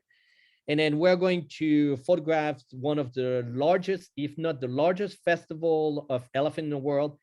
So again, am I really interested in photographing the parade that everybody photographed? No, that's not what I'm there for. I'm photographing for the pre-parade activities where we go, we are invited in the temples, and we really feel the culture of why are the elephants basically cherished in Sri Lanka? How do they get basically, what do they do to this festival there, right? Because it is actually a giving back to earth for them, right? Is you have the priest that is there, is you have the temple that invite the elephants. So that's kind of the idea of that workshop. And then after we'll do setups with the elephants. So again, something that I'm going to get press passes, hopefully, for everybody that comes on that trip. And then you can look online. And if you want to work on the body of work this year, then I have 3 trips about elephant. I have 1 trip in Sri Lanka, 1 trip in Thailand, which is, again, the lighting condition that we create in Thailand is incredible. And then I have Africa in December. So you can look at all that stuff on incredibletravelphotos.com. Thank you so much. This has been wonderful. And I hope you've been reading the chat, because the superlatives have been throwing down here, so please do read about how much people have appreciated what you've presented tonight. And I think you're probably going to get a lot more sales. I think that's a great thing. So thank you. Kathy? Yes, David. I may interrupt. Yes. Before Oliver goes. His book is beyond incredible. The value is beyond what he's asking for. So if you have a chance, while he still has a few copies, I would encourage everybody to try to buy a copy. And 2, Oliver, so I had the privilege to work with Oliver at Viewpoint. Oliver is extremely good at getting next to the cultures and to the people. And so, so many people just say, oh, no, when they go and photograph different cultures, they stand afar. That's exactly the opposite of what I understand Oliver to do. So I would encourage you to learn from him. And then finally, Oliver, you didn't talk about your physiography very much and the use of no color inks. Can you talk a little bit about that? Yeah, so thanks for the kind words, David. Yeah, I think I really enjoy Viewpoints, and there were a lot of people there at Viewpoint that wanted to understand, because I'm very privileged to be able to put an exhibit there that was very cohesive. For people that saw the exhibit, it's incredible because it's framed to the T's there. And then again, the reason I was able to do that, because I had about 6 exhibits that were planned. So if it would be only one exhibit, I couldn't afford to basically do all that framing, but it was unbelievable the way they curated the show, the feel. Also, when I was there, is the interest of the people to understand basically what was behind the images. It was really rewarding because it was not just a photo exhibit. And I think that's what I highly recommend when you do your own exhibit. Just be present there and then try to explain what went through your mind when you basically photograph. And then that's going to be a learning experience for you to talk about your images and then to progress and get feedback on your images. And then it's always what I say, it's a give and take there, right? Is the more you give, the more you're going to receive, right? Is the more you basically participate in critique in classes there, when you critique your images, the more people are going to critique your own images. So in terms of physiography, I felt at one point is about 6 years ago that I couldn't really get the quality that I was getting in the darkroom. There was something that was missing. And I came across basically a guy that produced a really incredible body of work. Another one that I highly recommend, Ashes and Snow. I don't know if you ever heard about Ashes and Snow. It's from Gregory Colbert. So Gregory Colbert is a Canadian photographer, and then he hired John Cone to make a special ink for him. So I analyze his images, and then I look at it and said, that tonality is incredible. So I started to talk to John Cone, and then I took workshop with John Cone, and then became an expert in doing physiography. So what physiography is, you convert a color printer into black and white. And then what you will notice is suddenly is you can print with incredible details on matte paper. The challenge on matte paper when you print with normal ink, it's kind of a little spongy, right? And then you lose kind of the edges of your subject. When you actually do with physiography, it's a graphite ink that is very, very thick. It almost sits on the top of the paper. And then you have that gradual tone that I can print a slight black to a deep black, and then that's basically what is reflected. And then if you don't have a chance to see my images, is at least you can see it in the book, is basically how it's basically those images were processed. So that has really propelled my photography to really the next level. Where I go to do photo reviews, is the reviewer look at my images and then they cannot figure out if it's a platinum print or if it's a silver print, because it's on matte paper. And then usually the biggest compliment that I get is, well, you should be printing for other people. But unfortunately, I typically print for myself and for very few people if needed there. So like, for example, Bill Owen. Bill Owen is who did Suburbia. You might have heard about Bill Owen there, or the Suburbia work. I'm going to print his full exhibit that is going to be exhibited at the CPA down in Carmel. So I take on kind of a pretty large project there. So hopefully that answers your question. And I do teach physiography. If people are interested, I do teach, and I even convert printer for people. So you could be taking private lessons, we could convert a printer, and you could be ready to do physiography and learn everything that I've learned so far with physiography. There's a question here. What camera do you use? So I've used over the years pretty much all the cameras. I studied with Canon. Then from Canon, I moved to Hasselblad. So I photograph Hasselblad medium format. Then is when Sony came out with the A7R. I thought I said, this is an incredible camera, but never bought it because it was not ready for prime time. So I went with Nikon because Canon was on the wrong track there with their sensor. So I shot Nikon, and then pretty much I had the D810 and the Sigma 35mm lens. I photographed for 1 year with just one camera, one lens. And then I moved to the Sony A7R II, never upgraded to the A7R III. And then when Fuji came out with the GFX 100, I purchased the medium format. So I'm shooting right now with the GFX 100 and then the Sony A7R IV. So that's the two camera, and they each have a specific purpose for it. That's the, but I really shoot mostly with fixed lenses. The only zoom that I have is usually on the longer side, right? 70 to 200 zoom. But on the lower end, I shoot with fixed lenses. And my favorite lens on the Fuji is a 45mm, which is the equivalent of a 32. And then on the Sony is usually I shoot with when I shoot with two camera is Fuji with 45 and the Sony with a 70 to 200. So I have kind of that range of images that I can take. Wonderful. Well, that should satisfy all the camera lovers here, and all the technical people.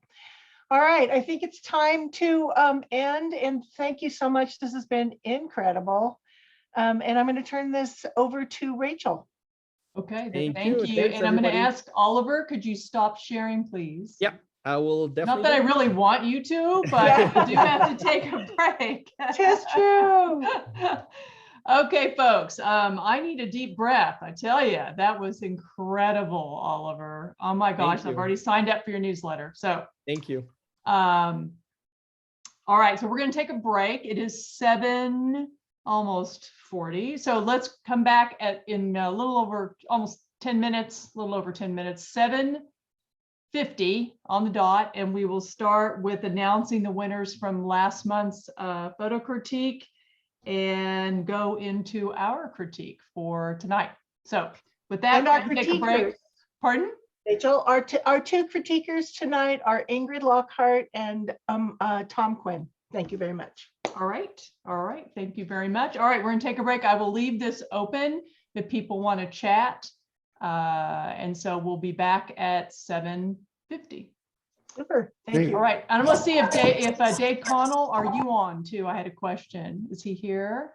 He was. He's been. I've been sort of muting him on and off. He's been calling me. I think there's some issues. He's and I just wanted to double check with him that he can get. No, he's not on. Okay, I'll call him. Thank you, Oliver. Thank you you're very welcome. much. He was not able to hear the audio. Oh, okay. He called here too, and I tried to help him through it, but he was really having trouble just kind of moving the mouse around, so he didn't get very far. Okay. So Because I guess- could hear him. Yeah, we could hear him. All right, I'll call him. I'm gonna step Thank away to do that though. Yeah, he couldn't hear you. He had no incoming audio. Okay. Gotcha. Oliver, Yep. how many books do you have left? I think I have about 45, something like, and then and I have a bunch that I had to reserve for the Asian Art Museum, but for sale now, I think I have about 45. Yep, I have 45. Well, I have a question. So you said you numbered the books. I don't have a number on mine. Yeah, so if you look at the last page, look at the Oh, last page. okay. I saw Yeah. your signature. Yeah, so look Last at the last page, and then you're going to see you should have a number of 900. Oh, you're absolutely right. I'm number 740. Thanks. So the trips for the elephants, do you have 3 different ones? Yeah, I have 3 different ones. So one is Sri Lanka. So Sri Lanka is going to be set up Swiss elephants, and then the festival where I go into temple. Again, I think I have a really good feel about the Sri Lankan there, but it's still not 100% a go now because of COVID. So we don't know exactly what the situation is. Thailand is, I talked to my guide in Thailand. That's likely going to be a go. But again, if you want to sign up because it's October there, so I have a better feel for Thailand. And in Thailand, what I do is I do a mixture of the Thai culture, which is based on dancing. So we go to the old capital and then hire dancers that dance in the old capital. And in Thailand, then after that, we go to an elephant village where there's about 100 elephants in a village there. And then we photograph the elephant in with the monks and then there are different people there. What is unique in Thailand is the light that we create. We use smoke machines. So we use smoke machines so that we can actually create atmosphere. The images that you get both in Sri Lanka and Thailand are unbelievable. It's something that you enter a photo contest or whatever you want to enter is, I guarantee you that you probably are never going to make such a good image there. That's the, and then the third trip is in Africa. So I'm going to Kenya in December, which is a semi rain season. So there's really good atmospheric condition there, right? With clouds in the sky. And then we're going to photograph elephants and then the Masai Mara, where there's all the cats there. So elephants and the cats at the in Africa. Well, that's great. You know the work of Nick Brandt.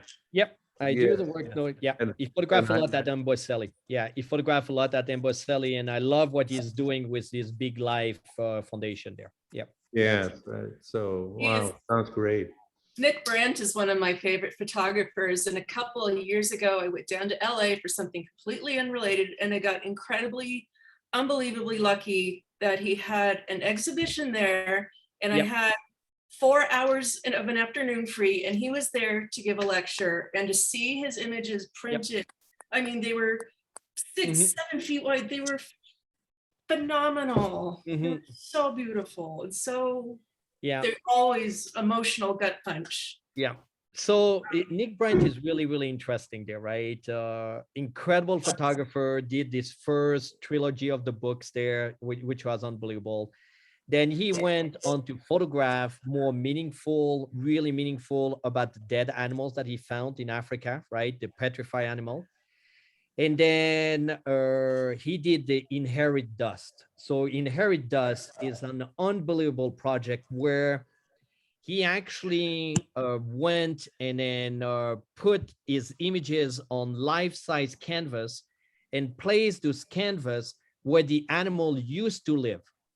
It's phenomenal. That idea. I mean, it's a very high production, basically, or things that he did.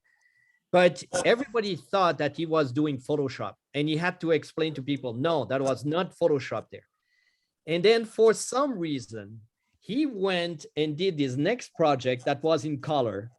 And then nobody knows exactly what happened. What kind of people know that his manager basically pushed him into doing a project that he was not really keen on doing when he started to Photoshop basically things in his images.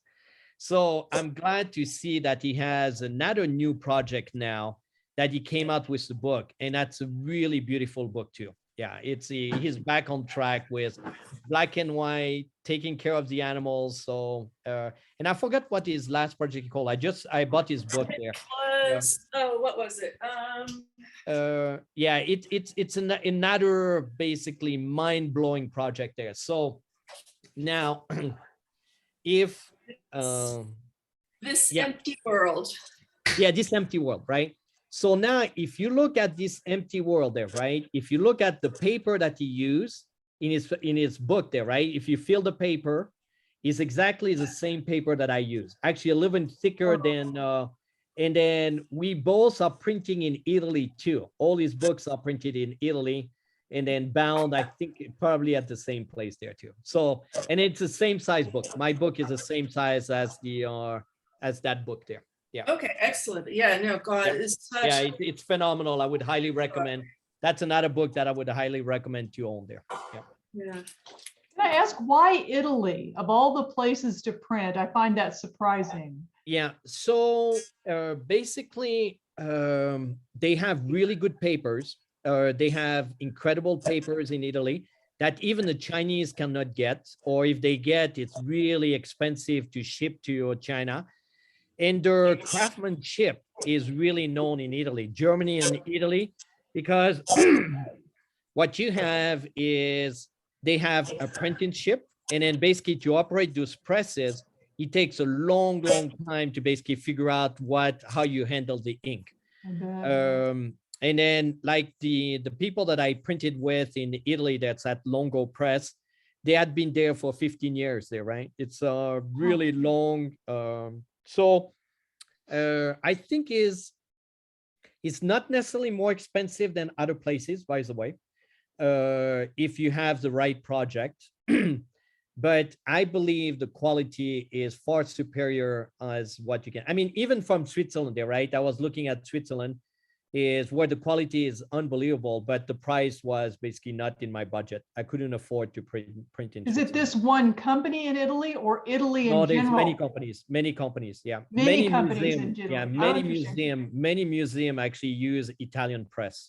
Like when they do even their little brochures or they do their exhibition catalog, is they use the presses in Italy. So yeah, the presses in Italy are really famous for that. Yeah, that's the interesting. I think when I travel through Italy, I've noticed a real reverence for paper. Yeah. And so I think it's maybe a heritage thing that, you know, the reverence for paper and the art of printing is long in Italy. Yeah. Oliver, did you use any spot colors or any varnish? Yes, I did. Yeah, I used varnish on the full image there. I didn't do spot varnish. I did one full varnish and a very thin varnish there on just the image. Yep. Thanks. Fascinating. Yeah, Fascinating. I went to Italy twice for the printing. One because I was in Europe, and then I wanted the challenge that I had with my images there with pisography, my electronic files are monochrome, they're pure black and white. Is when it comes out of the printer is toned by the ink.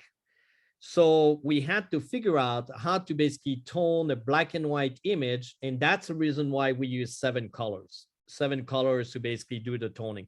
Because what they received from me was a black and white image. They received the full set that was a tone, and they had to make the recipes to basically match my recipes. So I did share with them basically my recipes, but they made their own recipe there. They were very, very good. Yeah, they were very good. So they were working from digital files, or were they scanning your prints? Digital files. Yeah. So I sent them digital files, and then after they basically made the color separation on where they felt that they needed to separate the 7 plates to basically just tone the image. Mm-hmm. Yep. So Oliver, how much of your family, you said your family was in the printing business or something? Yep. How much of that influences all that you know today?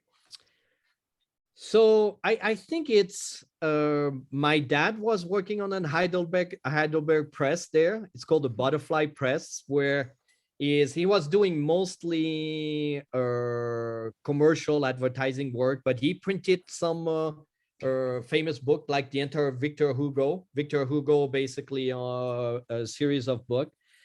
I think when I went to Italy on that press, the memory that I had was the ink, is smelling the ink when I was there. And I just felt totally at home, is smelling the ink there. It was unbelievable to be back because I never had a chance basically to really be printing offset there, right? Is other books that I've printed was a digital print, right? Is on an HP Indigo press. And then when you go, I went to a press with an HP Indigo, but there you don't smell really the ink. Everything is basically computerized. It felt really good. And then when I was looking at the images, I kind of remember what my dad had taught me, basically what you can squeeze as a black ink on an image. And the people at Longo never took any shortcut. Even at one point, I told him, I said, oh, that page looks fantastic. I said, oh, no, we can do a little bit better than that. And we kept going and going and going there. And I think that's that's reflected in the book there at the end of the day. Well, it's fantastic, just fantastic, Oliver. I dream of going to a workshop of yours. I will check it out on Yeah, your check it out. newsletter. I don't know, but that would certainly be a bucket list item, as I Yeah, say. check it out. All right, so we're going to have to move into our second half of our meeting. You are more than welcome to stay if you would like, but we also understand if you have other things to Yep. do. So, I'll stay for just a little bit. That's okay, it. all right. All right, folks. So we are going to get started with the second half, and I'm going to start off with just a quick announcement, which Mark reminded me, and I was remiss in not mentioning earlier. On the Granucci Gallery exhibit is Mark did a beautiful video that shows everyone's work, and it's on the Center for the Arts webpage. And Mark, did you want to make any comments about that? I welcome you to do that. Is he there? He might not be back from the break. Okay. No, he's probably Well, doing something else. yeah, check it out on the Center for the Arts. It's really nice. You'll be able to see everybody's work. So just lovely. So next up, I'm going to announce the winners from the February critique. Everybody voted on their favorite in each of our photo categories. So I'm going to share my screen. Give me just a moment here. And I'm going to go to the club's webpage. All right, so can folks see the club's webpage? Yep. Get a nod. Okay, thank you very much. All right, so we're going to run through the winners. You all voted on the submissions in the month of February. So here we go. This is best assigned subject, which was humor for last month. And you voted Feather in His Cap by Ed Sylvester as your favorite image in assigned subject. Best abstract is entitled Cracked Mud by Jay Schuff. Best architecture is entitled This Way to the Getty Museum by Jim Bear. Best fauna is Juvenile Condor Pinnacles by Daniel Chaplin. Best flora is Lily with Visitors by Tom Quinn. Best night photography is Sky Glow and Milky Way of Romano Lake South Beach by Frank Blocksberg. Best natural landscape is Castle in the Clouds, New Hampshire by Rachel Rosenthal. Best people entitled Water Whistle, also by Rachel Rosenthal. Best photojournalism, CX World's Dutch Women Off the Front by John Sievert. Best travel, and there's a tie in this category. The first one is Rhonda, Spain by Michael Quinn. Also voted best travel is entitled Cook Islands by Gary Kartstaffner. Best creative fantasy entitled Anything Goes. Not entitled Anything Goes. It's creative fantasy Anything Goes entitled Oh, I Love Orchids by Suzanne Hambleton. Best black and white other entitled The North Face by Ellen Davis. Best color other is Horsetail Falls Going Off by John Sievert. And we have two new categories, and I'm happy to see folks submitted to these two. This is a new category entitled, it's beginner category, entitled Green Door by Patricia Leventon. And best phone category is Pacific Razorback Clam with House Guests by Dave McClellan. And that completes the best of for the month of February. So congratulations, everybody. All right, so now I'm going to turn it back to Kathy for the critique. Back to you. All righty. Thank you, Rachel. Congratulations to everybody who just had a great slideshow. All right, I am going to hopefully, let's get this on. All right.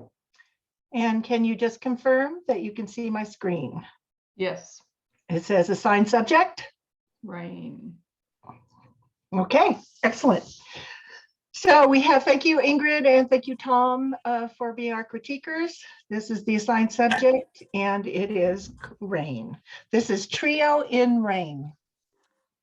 Okay, so I will say that after looking at Oliver's photos, it's very hard to critique ours.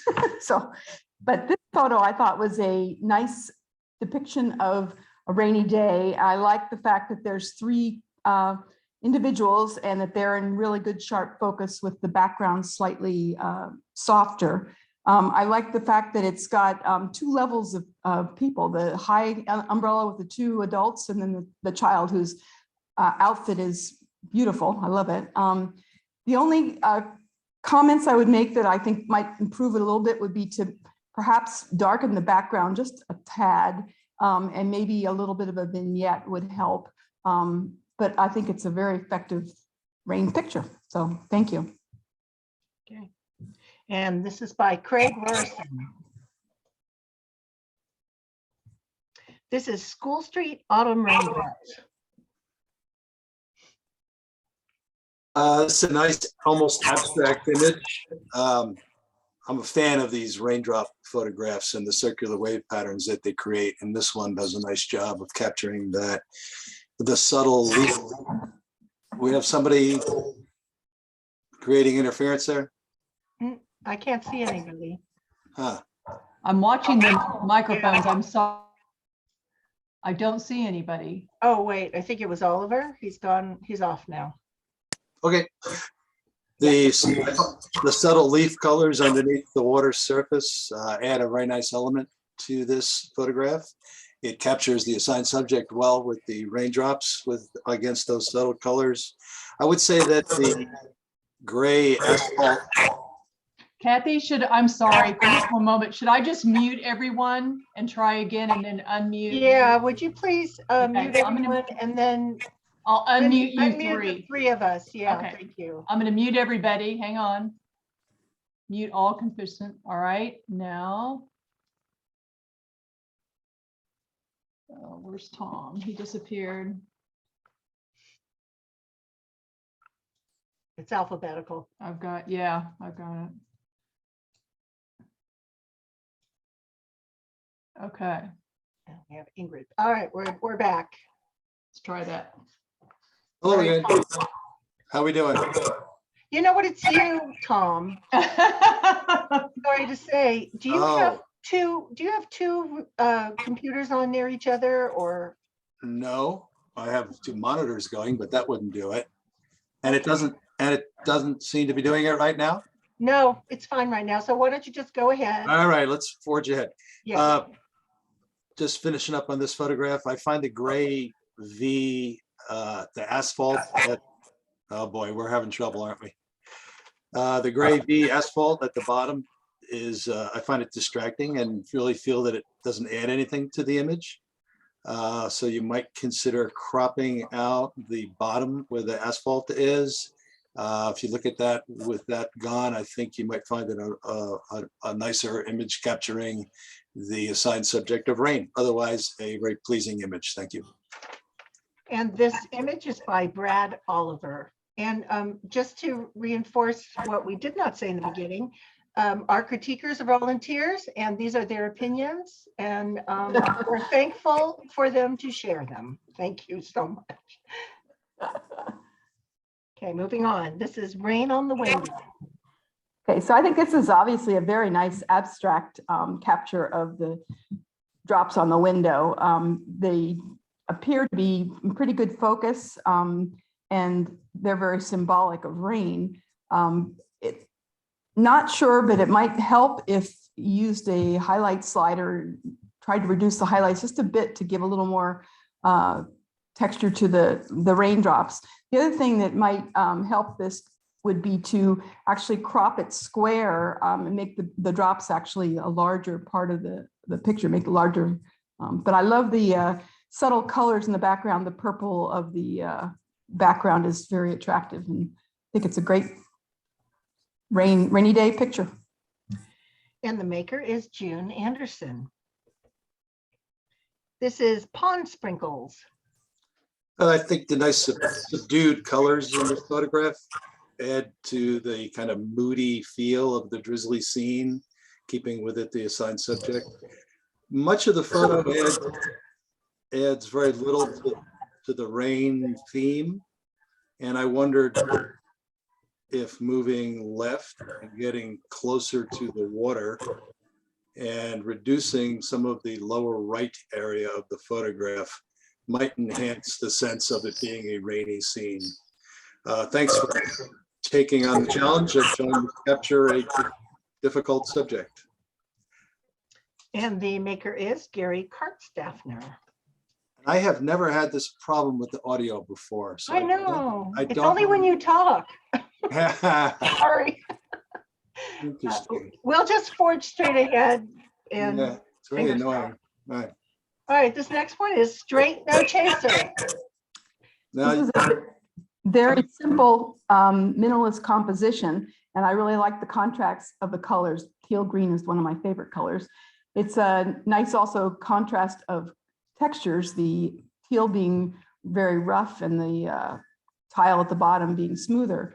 I wasn't really sure about the rain aspect of this. Aside from it being a flat light, I don't really see rain, but it's a nice, simple composition. Might want to try different crops, maybe even making one of the sizes bigger, or to make it even diagonal. But I think it's a well captured picture. And the maker is Lucy Tatro. This is titled I'm sorry. Yes, this is titled Rainy Rorschach number 49. and I'm going to move further away from my computer and see if that helps, and if you can still hear me pretty well. Yeah, it sounds good. All right, I'm going to back way off then. So more nice spiral water drops. This photo is apparently oriented sideways, and I had to assume that the photographer intended for that to be the case.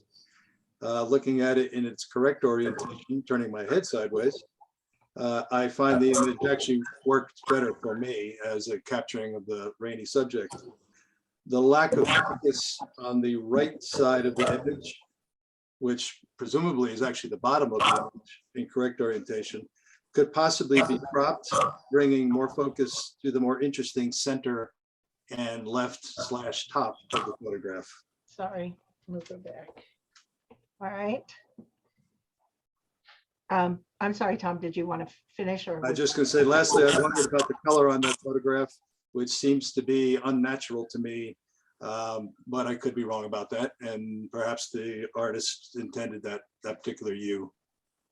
All right, thank you. And the maker is Lucy Tatro.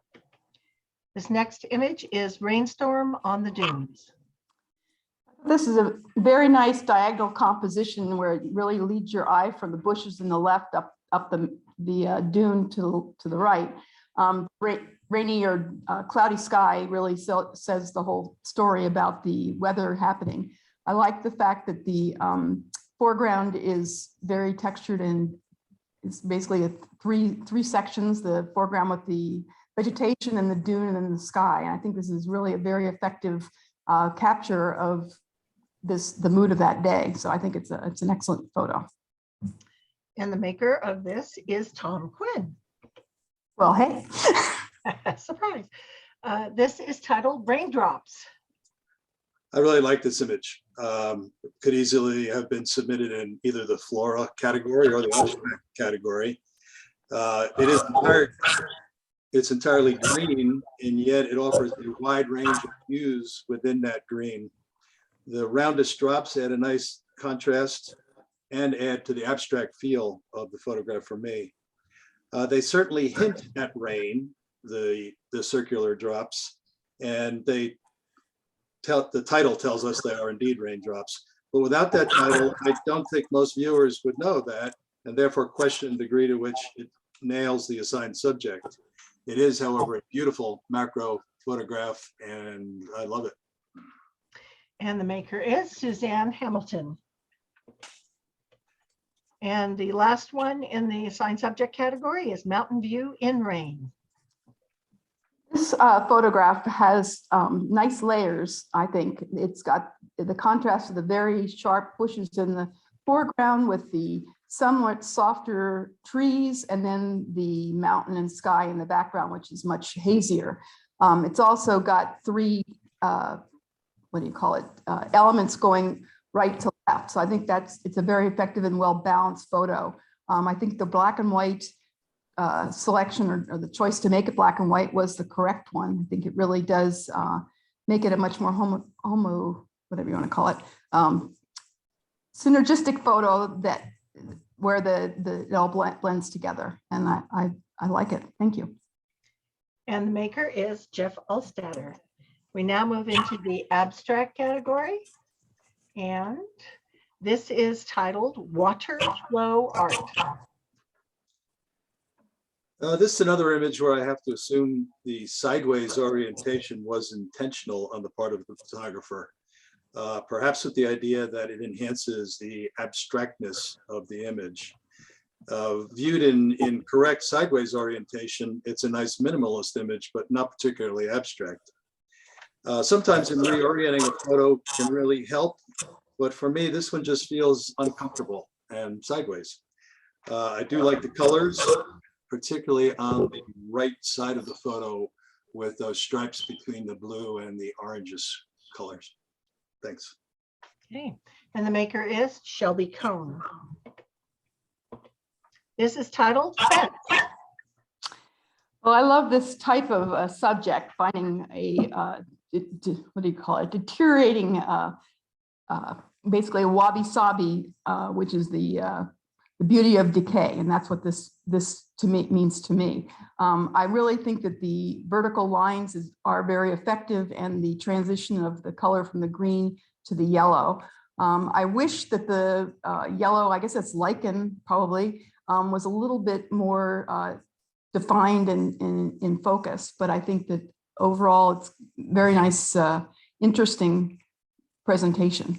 And I thank you. And the maker of this is Patricia Leviton. This is not an agate this time, macrograph. Macro mineral shots are becoming very familiar to the club, whether agates or otherwise. This one happens to be particularly beautiful. It really works as an abstract for me, has a wonderful range of shapes and colors going on. I almost see fish swimming upstream against the current in this image. One of my favorite abstracts in a while. Good job. Thank you. And the photographer is Daniel Chaplin.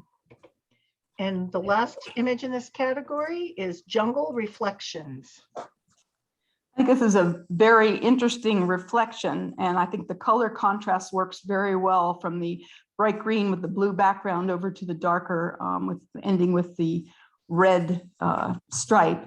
I think that the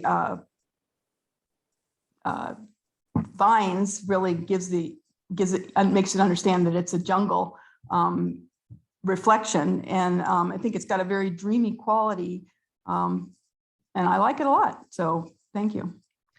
And the maker is Anne Westling. Now we're moving into the architecture category, and the first image is Hinged. A really cool, visually compelling photo. Having taken quite a few of these types of architectural detail photos, I always wonder what category they best fit. And other than color, architecture is the one here, and the colors do make this pop. The contrast between the red bricks, the blue greens and aquas of the door, the rusty orange, and that wonderful splash of dark green splattered on the right really make this an interesting and, for me, a compelling photograph. All make for a nicely composed capture of architectural detail.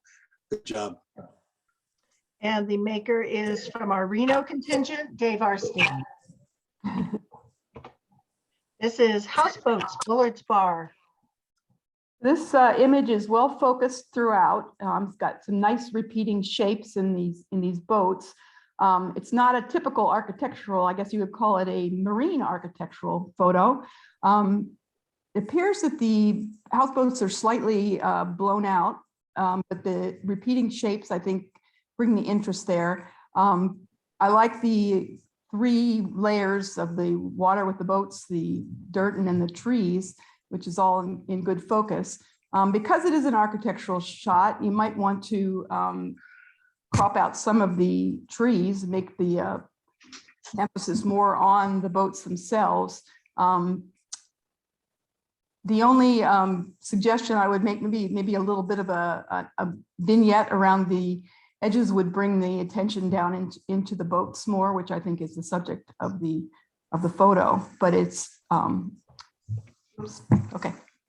That's Okay. that's all anyway. I finished. Thank you. And this is by Jeff Alstatter. And this next one is Indian architecture.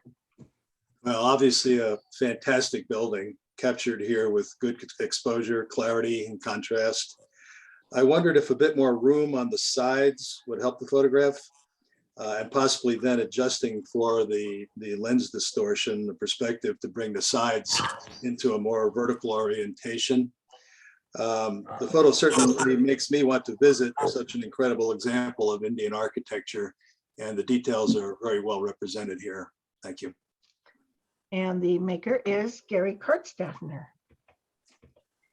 This is Florence Duomo. This is a nice juxtaposition of these 2 buildings. And the verticals are vertical in this, which I think is an important thing to keep in mind when you're doing architectural photography, is to have the verticals vertical. The diagonal lines of the left-hand building lead your eye to the Duomo, which is the subject of the picture. It appears that the Duomo itself is a little bit soft, which is unfortunate since it's the dominant building. I like the way the tower is set against the sky so that the details are in clear vision without being any contrast or complications behind it. And the ornate details on the building on the left are beautiful, and that would be attempting. Something I would love to do would be to try to look at some of those more close up as a different angle on the building. But overall, I think it's a very effective picture of the Duomo. Thank you. And the maker is Gary Wade. This is titled Matchstick Bridge. Well, for those of you who went on the field trip, a very familiar scene, and a beautiful image of a beautiful local Nevada County gem at Bridgeport. It's extremely well done in execution, balancing a really tricky exposure challenge, still showing great detail within the shaded areas without completely blowing out the brighter areas, perhaps with the minor exception of the top of the square exit at the end there. I think the inclusion of the people adds interest to the photo, as well as providing scale for the bridge. So nice job in making that a conscious choice. It's a really nice photo of a great spot in our county. Thank you, Tom. And this image is by Jonathan Beth. This is Shadow Tree. I think this is a very interesting point of view to seeing an architectural subject that is really defined by the shadows that are on both sides of the building. And I think the choice of black and white was also an excellent one to basically highlight the shadows and the contrast. The point of view of seeing 2 sides of the building, I think, is interesting and makes for a pleasing diagonal leading towards the point at the top of the roof. Again, mentioned making verticals vertical in architectural shots is a good thing. I think that the middle vertical is slightly off, but other than that, I think this is a very effective photo, and the black and white treatment and the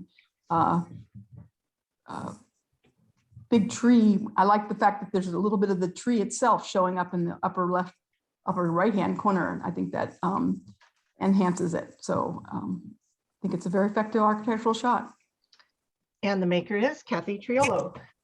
This is Sundial Bridge. really fun spot up in Reading for photography. This is a very well executed black and white, which I think was a really good choice for a photograph of this bridge, going with the black and white. Another tough exposure challenge with the bright sunlit white portions balanced against the shadowed areas. And I think the photographer did a great job of balancing perfectly that tough exposure challenge. It's got the classic leading lines coming up from the cables and from the bridge itself, taking us from the bottom all the way to the top and pretty much out of the frame, which raises the question of perhaps is it maybe just a bit crowded at the top, but that's just my take. And I believe that it was intended by the photographer and exactly what they wanted. And in that case, great job. And the maker is Eric Ingalls. This is Little Shop on the Corner. This window in Nevada County or Nevada City has always intrigued me, and I always stop and look at it. And I think that it's an interesting window of curiosities. The photographer made the choice of placing the window on the far right-hand side of the edge, which is unexpected, and I think it adds some interest to it. There is just a slight bit of the wall showing on the right-hand side, just tiny bit, but I think that could be cleaned up. The contrast of the blue and white objects with the pinkish exterior, I think provide a nice contrast, and I like the texture of the wall, which is well presented. And there is a slight vignette, which I think is very effective. So I think this is a interesting and well executed photo. And the maker is Ray Lurkey. This is Bret Hart Inn. Another familiar location to many of us, but really well done. A great composition, great exposure, another challenging exposure. Classic image with shadows captured perfectly. Adjustments made to avoid distortion. The verticals are almost perfectly vertical, just slightly off. Probably would have been a great photograph in black and white as well, but a good choice on color. The subtle color changes throughout the image, from the windows to the doors, to the framing around the doors, to the staircases, all add, I think, a really beautiful touch and overall interest. We may have seen photos like this before, but perhaps never as well produced as this one. Congratulations to the photographer for turning a simple and familiar scene into a great photograph. And the maker is June Anderson. That ends our architecture category, and now we go into fauna. This first one is looking good. Really cool reflection opportunity the photographer came across there. I felt that was a little tight at the top, and well, certainly at the bottom. We lost the portion of the head of the reflection of the egret there at the bottom. Focus is a bit soft, but feather details are really blown out on the top of the egret particularly. In processing, I'd be really careful when it looks like you're trying to push this a bit. Pretty severe chromatic aberrations can show up, such as that blue-green halo around the top of the egret's white back, which is quite distracting from the bird image itself. A very nice scene of a very pretty bird, and thank you for sharing. And the maker is Jerry Thomas. This is Follow the Leader. These are absolutely adorable cubs, and catching them with the first cub's tail and the second cub's mouth is very unique, and it gives these guys real personality. The view through the out of focus grasses in the front adds to the story, and it emphasizes that they are camouflaged in the underbrush. Their eyes are very sharp and draw the viewer into the scene. I think this is a very charming and effective image. And although they look cuddly, I would bet that they could really take your fingers off. And the maker is Janice Rossner. This is Out of the Kitchen Window.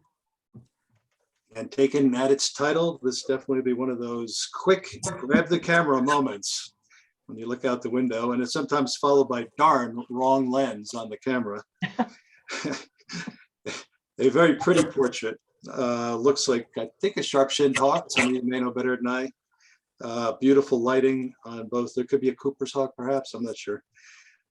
Beautiful lighting on both the bird and the mossy gray barked oak behind it. The focus details through that window are a bit soft, as you might expect through the glass, clean or otherwise. Yet the detail on both eyes on this bird is very impressive, even if you zoom in quite closely. Perhaps due to the sharpening efforts in post-processing and other tools, there is some strange turquoise perimeters around the bright white areas at the top of this image that I found quite distracting and unnatural, detracting from the bird image itself. Just something to watch out for when we focus on the main subject and sometimes lose track of what's happening in the rest of the image.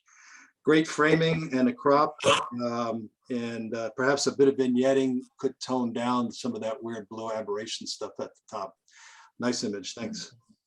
And the maker is Ingrid Lockhart. That ends our fauna category. Now we are into flora. And the first image is Bonsai Bouquet.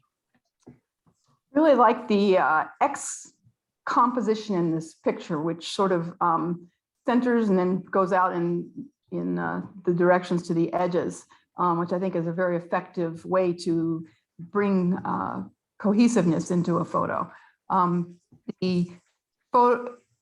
The exposure is good. Like the contrast of the yellow flowers with the white. I was wondering perhaps that there are a couple of stray grasses, I guess, up in the upper left-hand corner, and I think that they really don't add and would be easily cloned out and might improve the photo. But overall, I think it's a good presentation of these pictures of these nice wildflowers. And the photographer is Eleni Prusa. This is St. Patrick's Day. A nice title, suggestive of both probably the day the photo was taken and the fresh greens of spring within the photo. Nice photo of one of our iconic foothill oaks. It feels to me like it needs a bit more room on the left side, feels a bit crowded over there, and perhaps a bit of the right could be sacrificed to have made a bit more room on the left. Also overall, the photo feels a bit dark to me, particularly with that bright green St. Patrick's Day theme you're going for. I think upping the exposure and maybe upping the shadows a bit could improve the image and make also those pretty little white flowers in the foreground pop against the green grass. Otherwise, a nice composition and a pretty photograph. And the photographer is Eleni Prusa. This next image is Papier Puppy.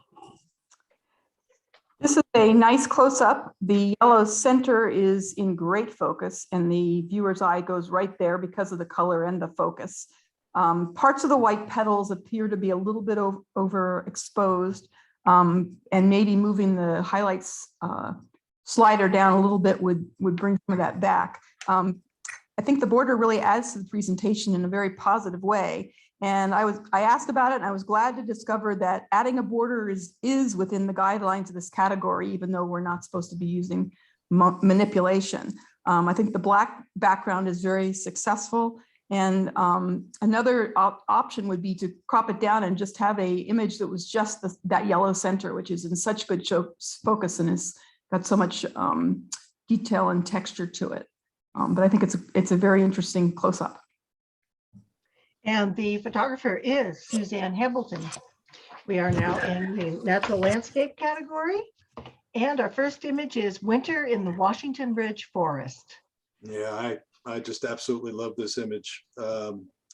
Tried capturing these in the past myself, and I don't think I've ever done as well as this one. Fresh, untouched snow, perfect exposure on the dark trees against the white snow. Pulling the shadows up and to show wonderful detail on the tree trunks. The choice of color versus black and white was right on in this particular example, in my opinion, allowing the subtle colors of the tree trunks to add further interest to this very peaceful winter scene. I have absolutely no suggestions for improvement of this photo, and thank you for sharing it with us. And the photographer is George Papel. This is Sunset.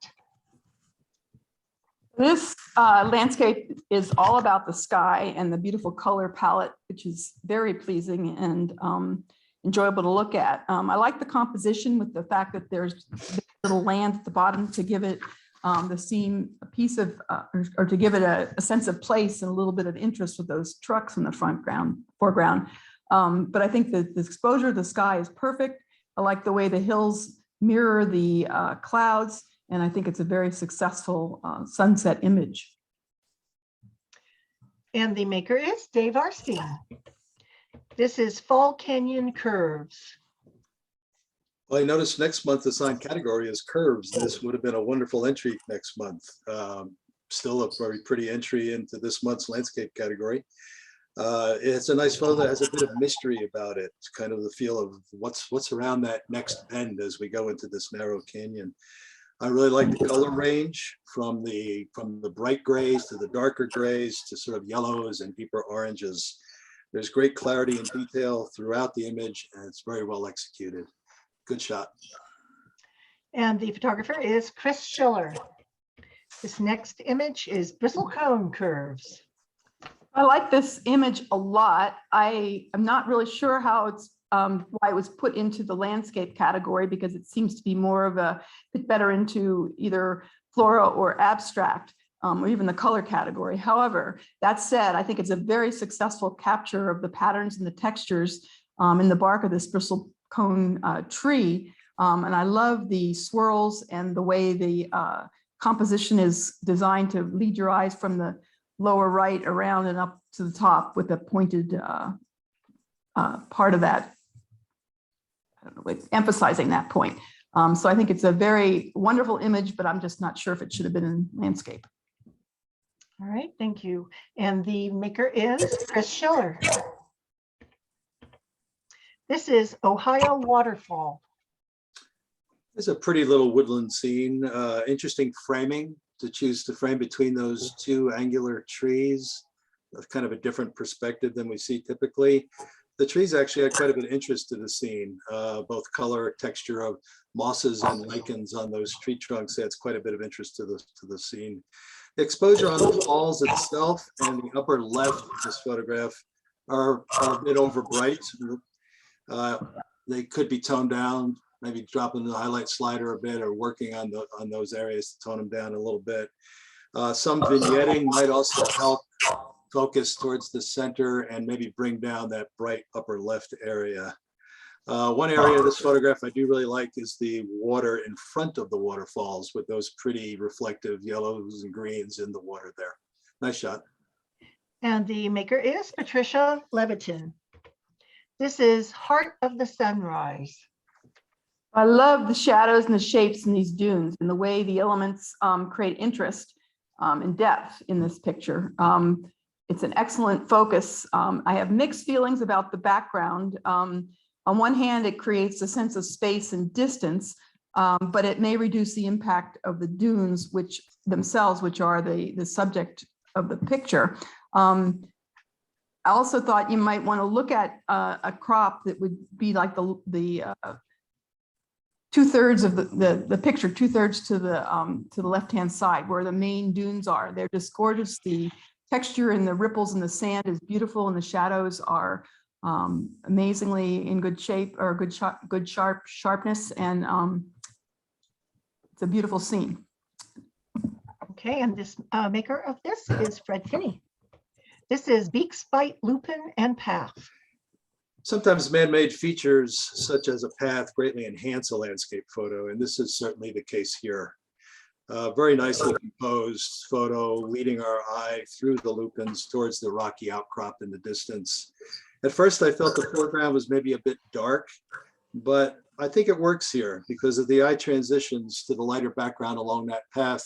It gets lighter as you go back, and I think it actually is very effective. Really nice tonal range and very pretty photograph. I really like it. Thank you. And the maker of this is Henry Goodman. This is Hoodoo Sunset. This is another amazing sky. The sky color complements the color of the rocks and the leading lines that radiate from each of the four corners basically into the center, but created by the clouds and the rock formation, I think is very successful. I really like the little bits of snow hinting there. It adds interest to it. And I think that the overall composition and the way the light, the bright light on those hills in the very distance underneath the clouds really takes your eye back there and really creates a sense of distance and space. And I think it's a very pleasing and beautiful photo. And the maker is Bill Wages. Big surprise. Last image in natural landscape is Half Dome Alpenglow greets moonrise. Oops, sorry, there we go. The classic Yosemite view. It's always fun to try to capture a moonrise on or near Half Dome. A photographer here caught some wonderful setting sunlight on the face of Half Dome. Clearly, the composition would be enhanced by including more of the right side of the Half Dome, but at the expense of losing the moon. I actually appreciate the integrity of the photographer to not succumb to the temptation to cut and paste that moon to closer to Half Dome and include more right side of the dome. It is an unaltered photograph, as is appropriate for this category. Good job with the tough mixed exposures within the frame. Overall, a very pretty picture, and it was obviously a special evening for the photographer. And the maker is John Sievert. Night photography is our next category, and the first image is At the Edge of Death Valley. This is a lovely portrait of a very interesting tree. It's well placed in the composition, and the lighting on the tree, which I assume was provided by the photographer, really helps to bring out the detail and bring attention to the subject and set it apart from the background. It's got nice texture, and especially in the trunk and in the foliage above. The light definition on the ground, I think, also really helps to give the scene some depth and interest. The light of the moon appears a bit too bright, in my opinion. I think that reducing the brightness might improve the overall impact or effect of the image and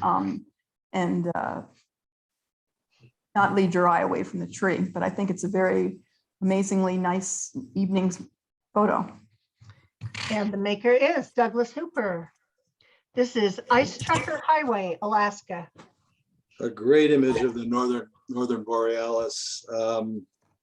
I may have mentioned one other time when I was critiquing a northern borealis shot, to make these different and unique, they need some interesting foreground. And this one certainly has it. Those trees in the foreground are fun and interesting. They actually look like some sort of whimsical characters to me. They add quite a bit to this image beyond, of course, the beautiful colors and shapes of the borealis, and a great exposure with the stars coming through. Just really well executed. I really like it. And the maker is Fred Finney. Now we are in the people category. The first image is Man at Work. I think the diagonal composition, or a diagonal line, or what you want to call it, composition is very effective. It really brings interest to the subject. The light coming in from the window is pretty bright and grabs the eye, but the light shafts sort of bring your eye back to the subject and the gentleman who's working. I kind of wondered what he was working on, if those are hats or what, but he's obviously very involved, and it's a lovely exposure on his face, and the detail in his hands is excellent.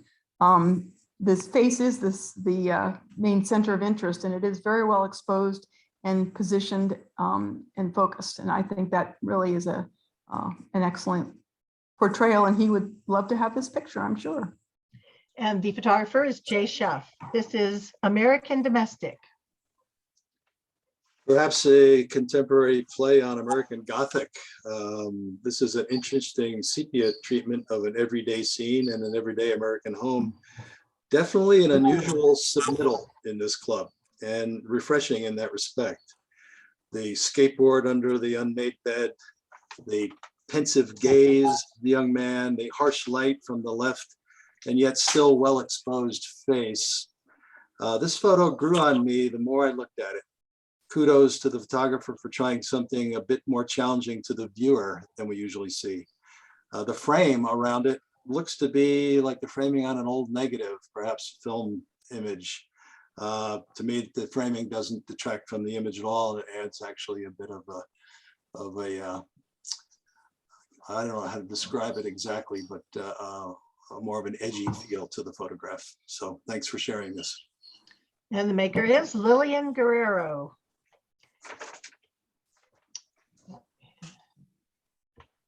There we go.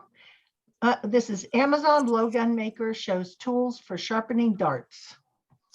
I love the point of view on this one. The subject is the hand. The main subject is the hand in the blowgun, and it's well placed in the frame, and it's really sharp.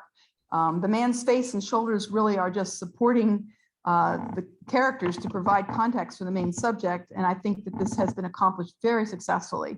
I especially appreciate the red string on the blowgun, which adds interest to this almost monochrome composition. I think I really like this photo, and I think it's done extremely well. And the maker is Ann Westling. This is Yes, I Do. I'm not a wedding photographer, but I do appreciate photos that capture the spirit of the day. And I believe this certainly does that. I'm sure the eyes closed is not an accepted norm for these occasions for photographs, but for me, it really works here.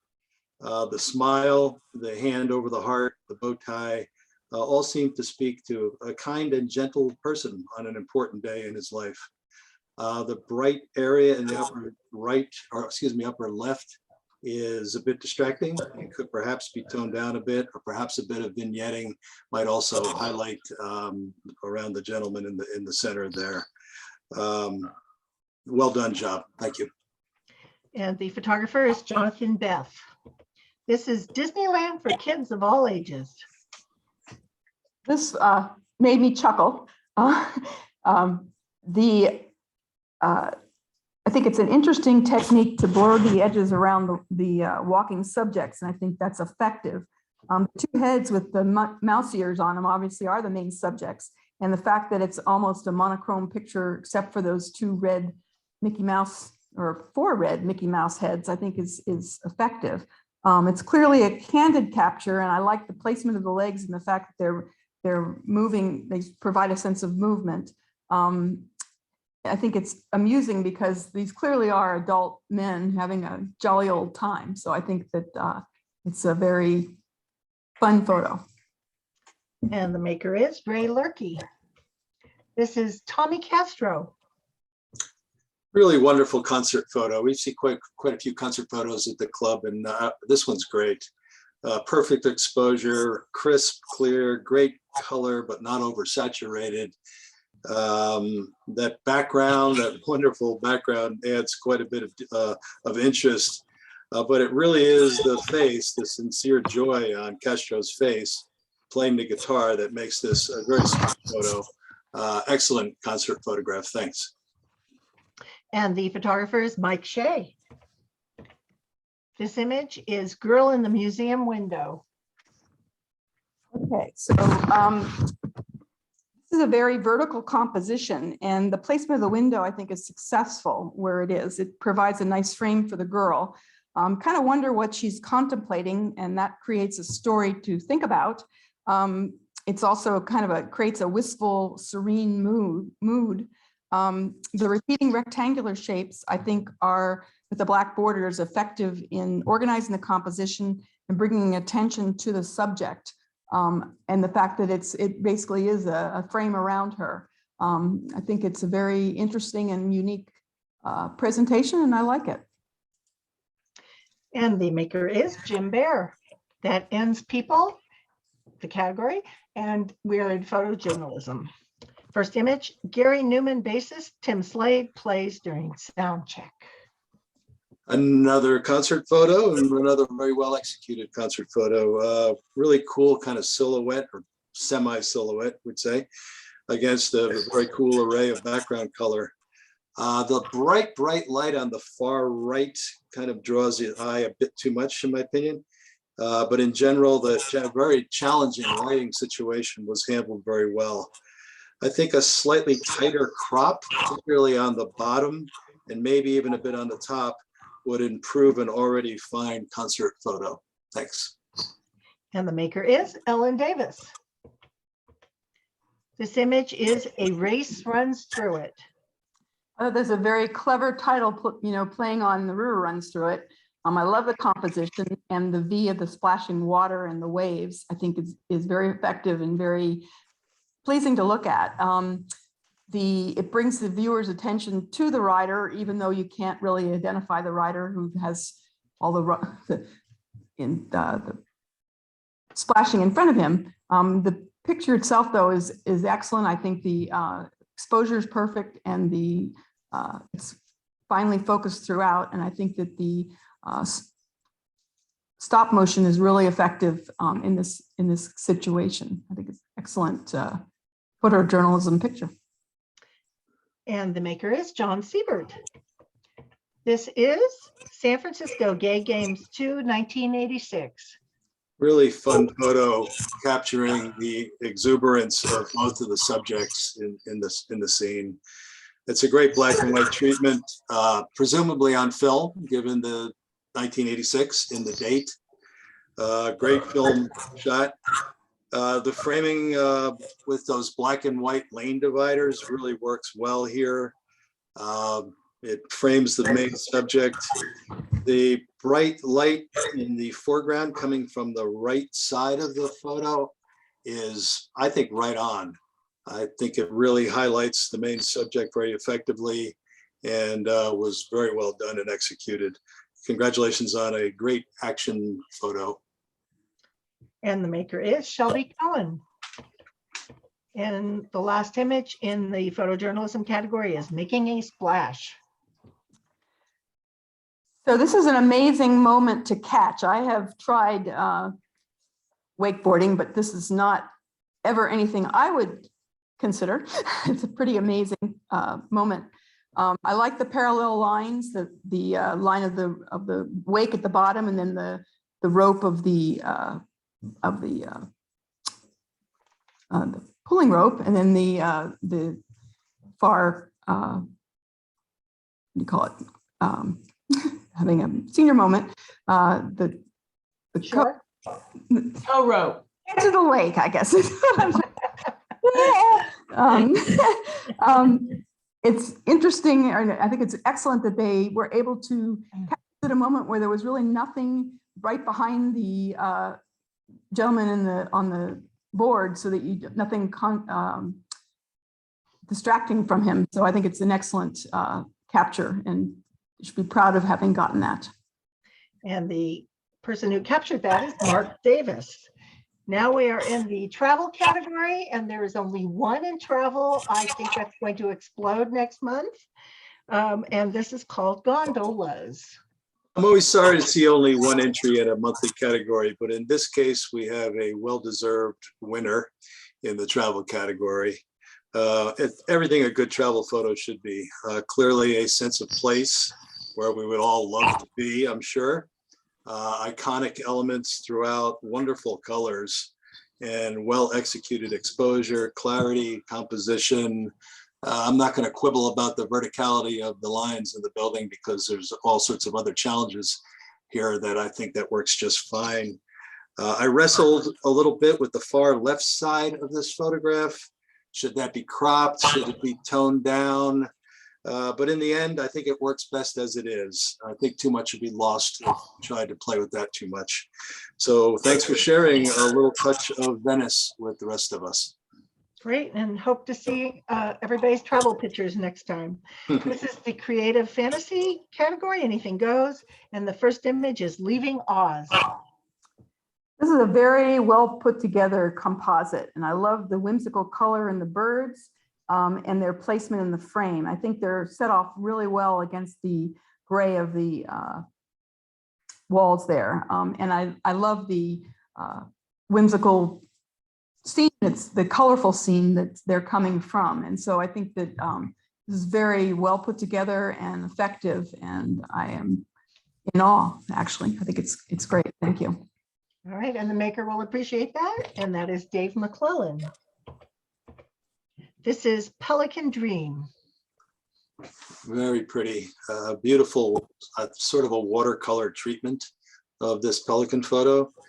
It's hard to tell what is real and what is creative, so to speak. And which I personally like to see in the creative category is that not very bright distinction. This will be a great image hanging on someone's wall, perhaps as a canvas. The darker bottom transitioning to the brighter middle is very effective.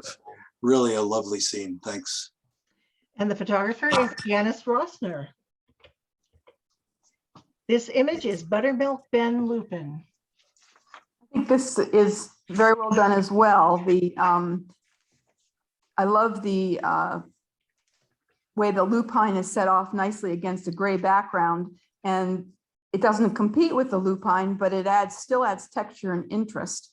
It's a very graphic presentation, almost abstract, and I think it's well put together and done well. Thank you.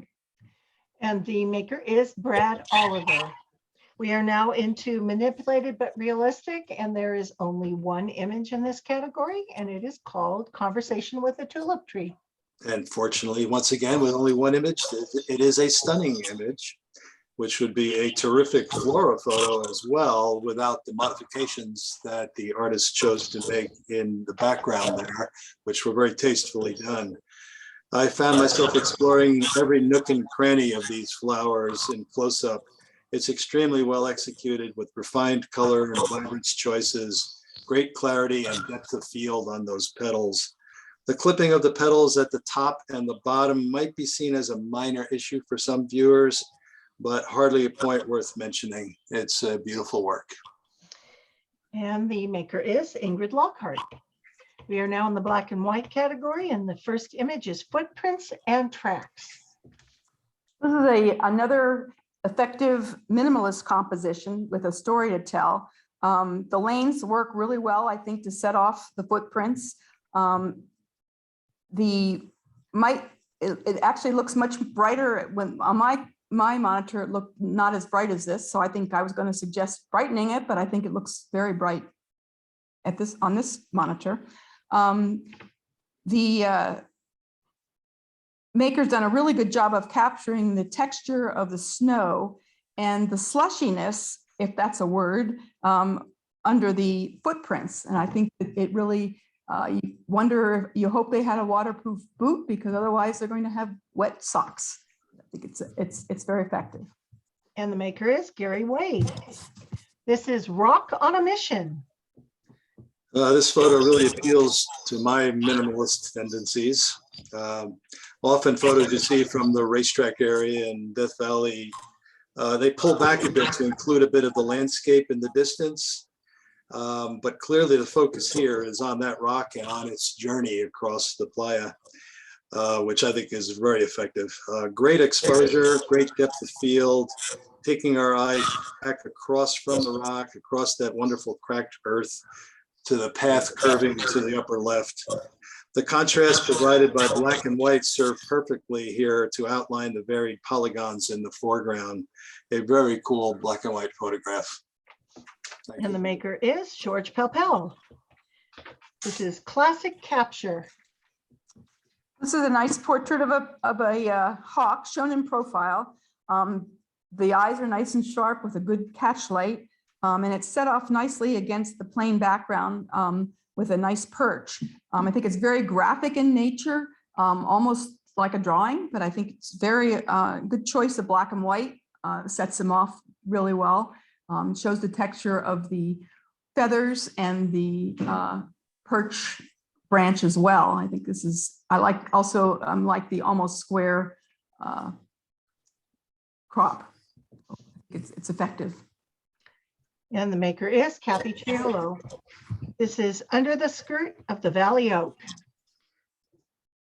I really enjoy photos like this that capture the twists and turns of these gnarly old oak branches. The high contrast of the black and white treatment against a bright background is very effective here. Just a touch of bright new spring growth, particularly shown at the top, adds further interest. I appreciate how this was carefully executed to maintain contrast between the new leaves and the sky in the upper part, where the leaves weren't lost against the sky. It looks to be heavy vignetting on the right, particularly the upper right, which worked fine. The brightness on the lower left side is in pretty stark contrast to that heavy vignetting on the far right. I'm not sure if I would have toned down the left side a little bit, maybe, but the photographer obviously felt that that was the way they wanted to go. A conscious choice by the photographer, but maybe a bit too dramatic of a difference from between the left side and the right for some. A really nice, iconic oak photo. Thanks. And the photographer is Eric Ingalls. This is monochrome. Again, this is a very clever title. And I think I like this one very much. The composition is divided in half, but I think that really works well for this composition with the tufas in their reflection. It has a very dreamy feel that's created by the treatment of the sky and the water, even though the tufas themselves are in sharp focus. And I think that the contrast between the water and sky and the tufas is what makes this so effective. I think also that choosing to make this a black and white presentation was an excellent one, especially because it allowed for the clever title. And the maker is Tom Quinn. Last one in this category, Radiance of Infrared. Yes, radiant, it certainly is, luminous even. It really works here, taking a very simple composition and moving it into the realm of photographic art. It's got a great full black and white tonal range from bright but not blown out whites through shades of gray to a very deep black. I wrestled with whether it feels a bit tight on the left and or on the right. The curve of the left buttocks defining the edge of the photo and the hand reaching out to the right edge actually worked for me. And upon second thought, I don't think I would provide more room there. This photo and the ones preceding it really highlight the wide range of possibilities within the black and white genre within the group. Thank you. And this image is by Daniel Chaplin. That ends black and white. Now we are in color. And this is UFO cloud. I think this type of cloud is amazing. And you only see them very, very seldomly, but it's certainly worth stopping and taking a photo when you come across one. And it does look like a UFO. This one is definitely enhanced by the sunset colors, and it makes it even more unworldly. The pinkish color contrasts really nicely with the orange landscape below it and the blue of the sky. I think it's a very effective use of the rule of thirds in this case, and the exposure is really well done. It doesn't have any hot spots, and there's lots of detail and texture in the shadows. So I think it's a very effective photo of this UFO. And the maker is Bill Wages. And this is Stove Prospector Nursery. A really striking capture of a beautiful piece of utilitarian art. This photo might well fit in the architecture category. Perfect exposure showing the shadowed details without overexposure on those shiny bright areas, which was tricky to accomplish actually, very well done. Crisp and sharp, good choice to have it pop against that near black background. Should the rest of the top of that stove be visible to enhance the photo? Perhaps, but either by choice or the restrictions in framing the photo when taken, the photographer went without the top and it looks great without it. And the maker is Mike Shea. We're now in the beginner category. There's one here and it is two sides of the same coin. I looked at this for a long time trying to figure out the meaning of the two sides of the coin and trying to figure out whether it means the one on the left is a country scene and the one on the right is a city scene. But I think it's very effective and artful the way these two have been put together. It's an unusual presentation idea, and the view of my eye moved back and forth between the two.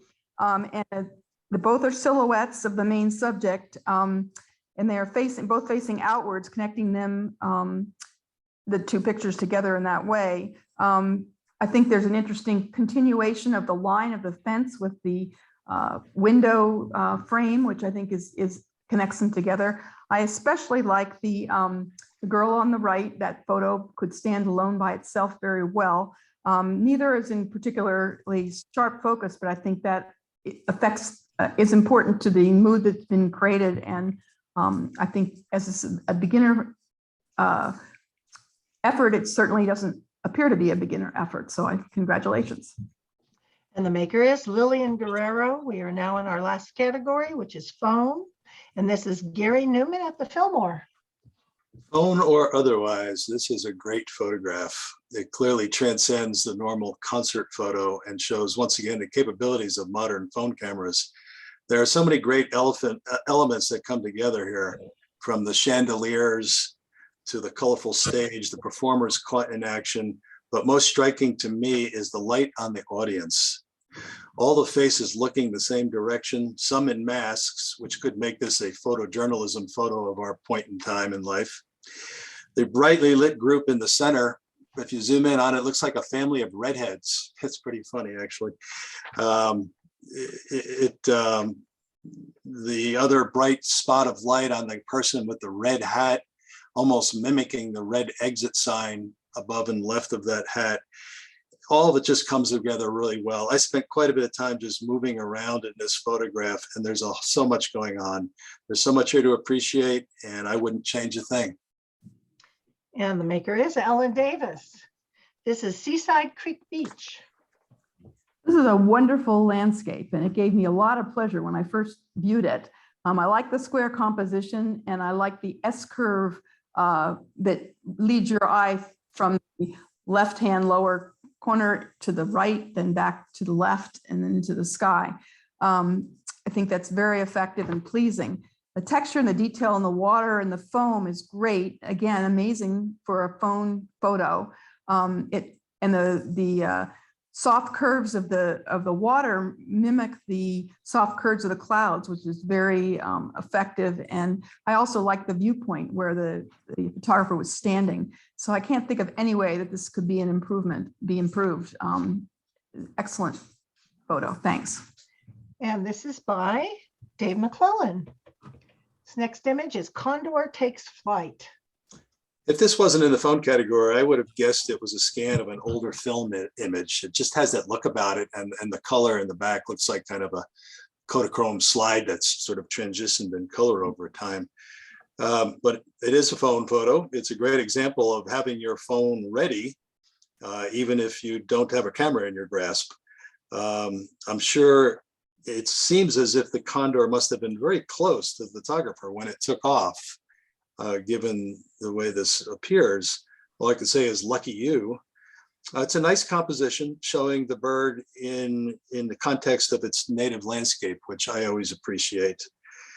Given the motion of the bird, the presumably surprise of the event, and the available technology, it's not surprising that the focus is not quite as sharp as the photographer would prefer. That said, a really nice spur of the moment capture of a majestic bird, which managed to show us some of the details of the head and feathers against a bright background. Thanks. And the photographer is Jerry Thomas. And this last image in our category is Flame. This is a very creative use of a phone. Wondering if the person was sitting at a table and it was there in front of them. I like the fact that the flame is centered. I think this is a good choice. It sets off really nicely against the black background. The detailed center of the flame is interesting and it's surprising. I love the reflected light off the base of the flame, whether that's the candle or whatever that's creating it. But I think it creates a bit of mystery as well. The red and the blue colors are excellent. Again, it's amazing what a phone can capture. Exactly. The maker is Craig Rorson. And please give a big round of applause to our two critiquers. They did an amazing job tonight. Thank you both, Ingrid and Tom. So back to you, Rachel. Okay, everybody, 9 o'clock. Well done. Okay, so folks, that ends tonight's meeting. Just so you know, our next meeting is always the fourth Monday of the month. So April 25th, and you're going to stay tuned. We'll let you know if we're going to be able to return to the church or if it will be on Zoom. Also tonight, these images that you saw that were critiqued by Tom and Ingrid, thank you very much. You'll vote on your favorites by category by the Friday before our next meeting or April 26th, second at midnight. And the video hopefully will be uploaded. There wasn't any music tonight, so hopefully it will be uploaded within a couple of days. And with that, this ends our meeting, and I hope everybody has a good week and a good month. Alrighty, I'm going to stop recording now. I say that, so simple to do. Let's hit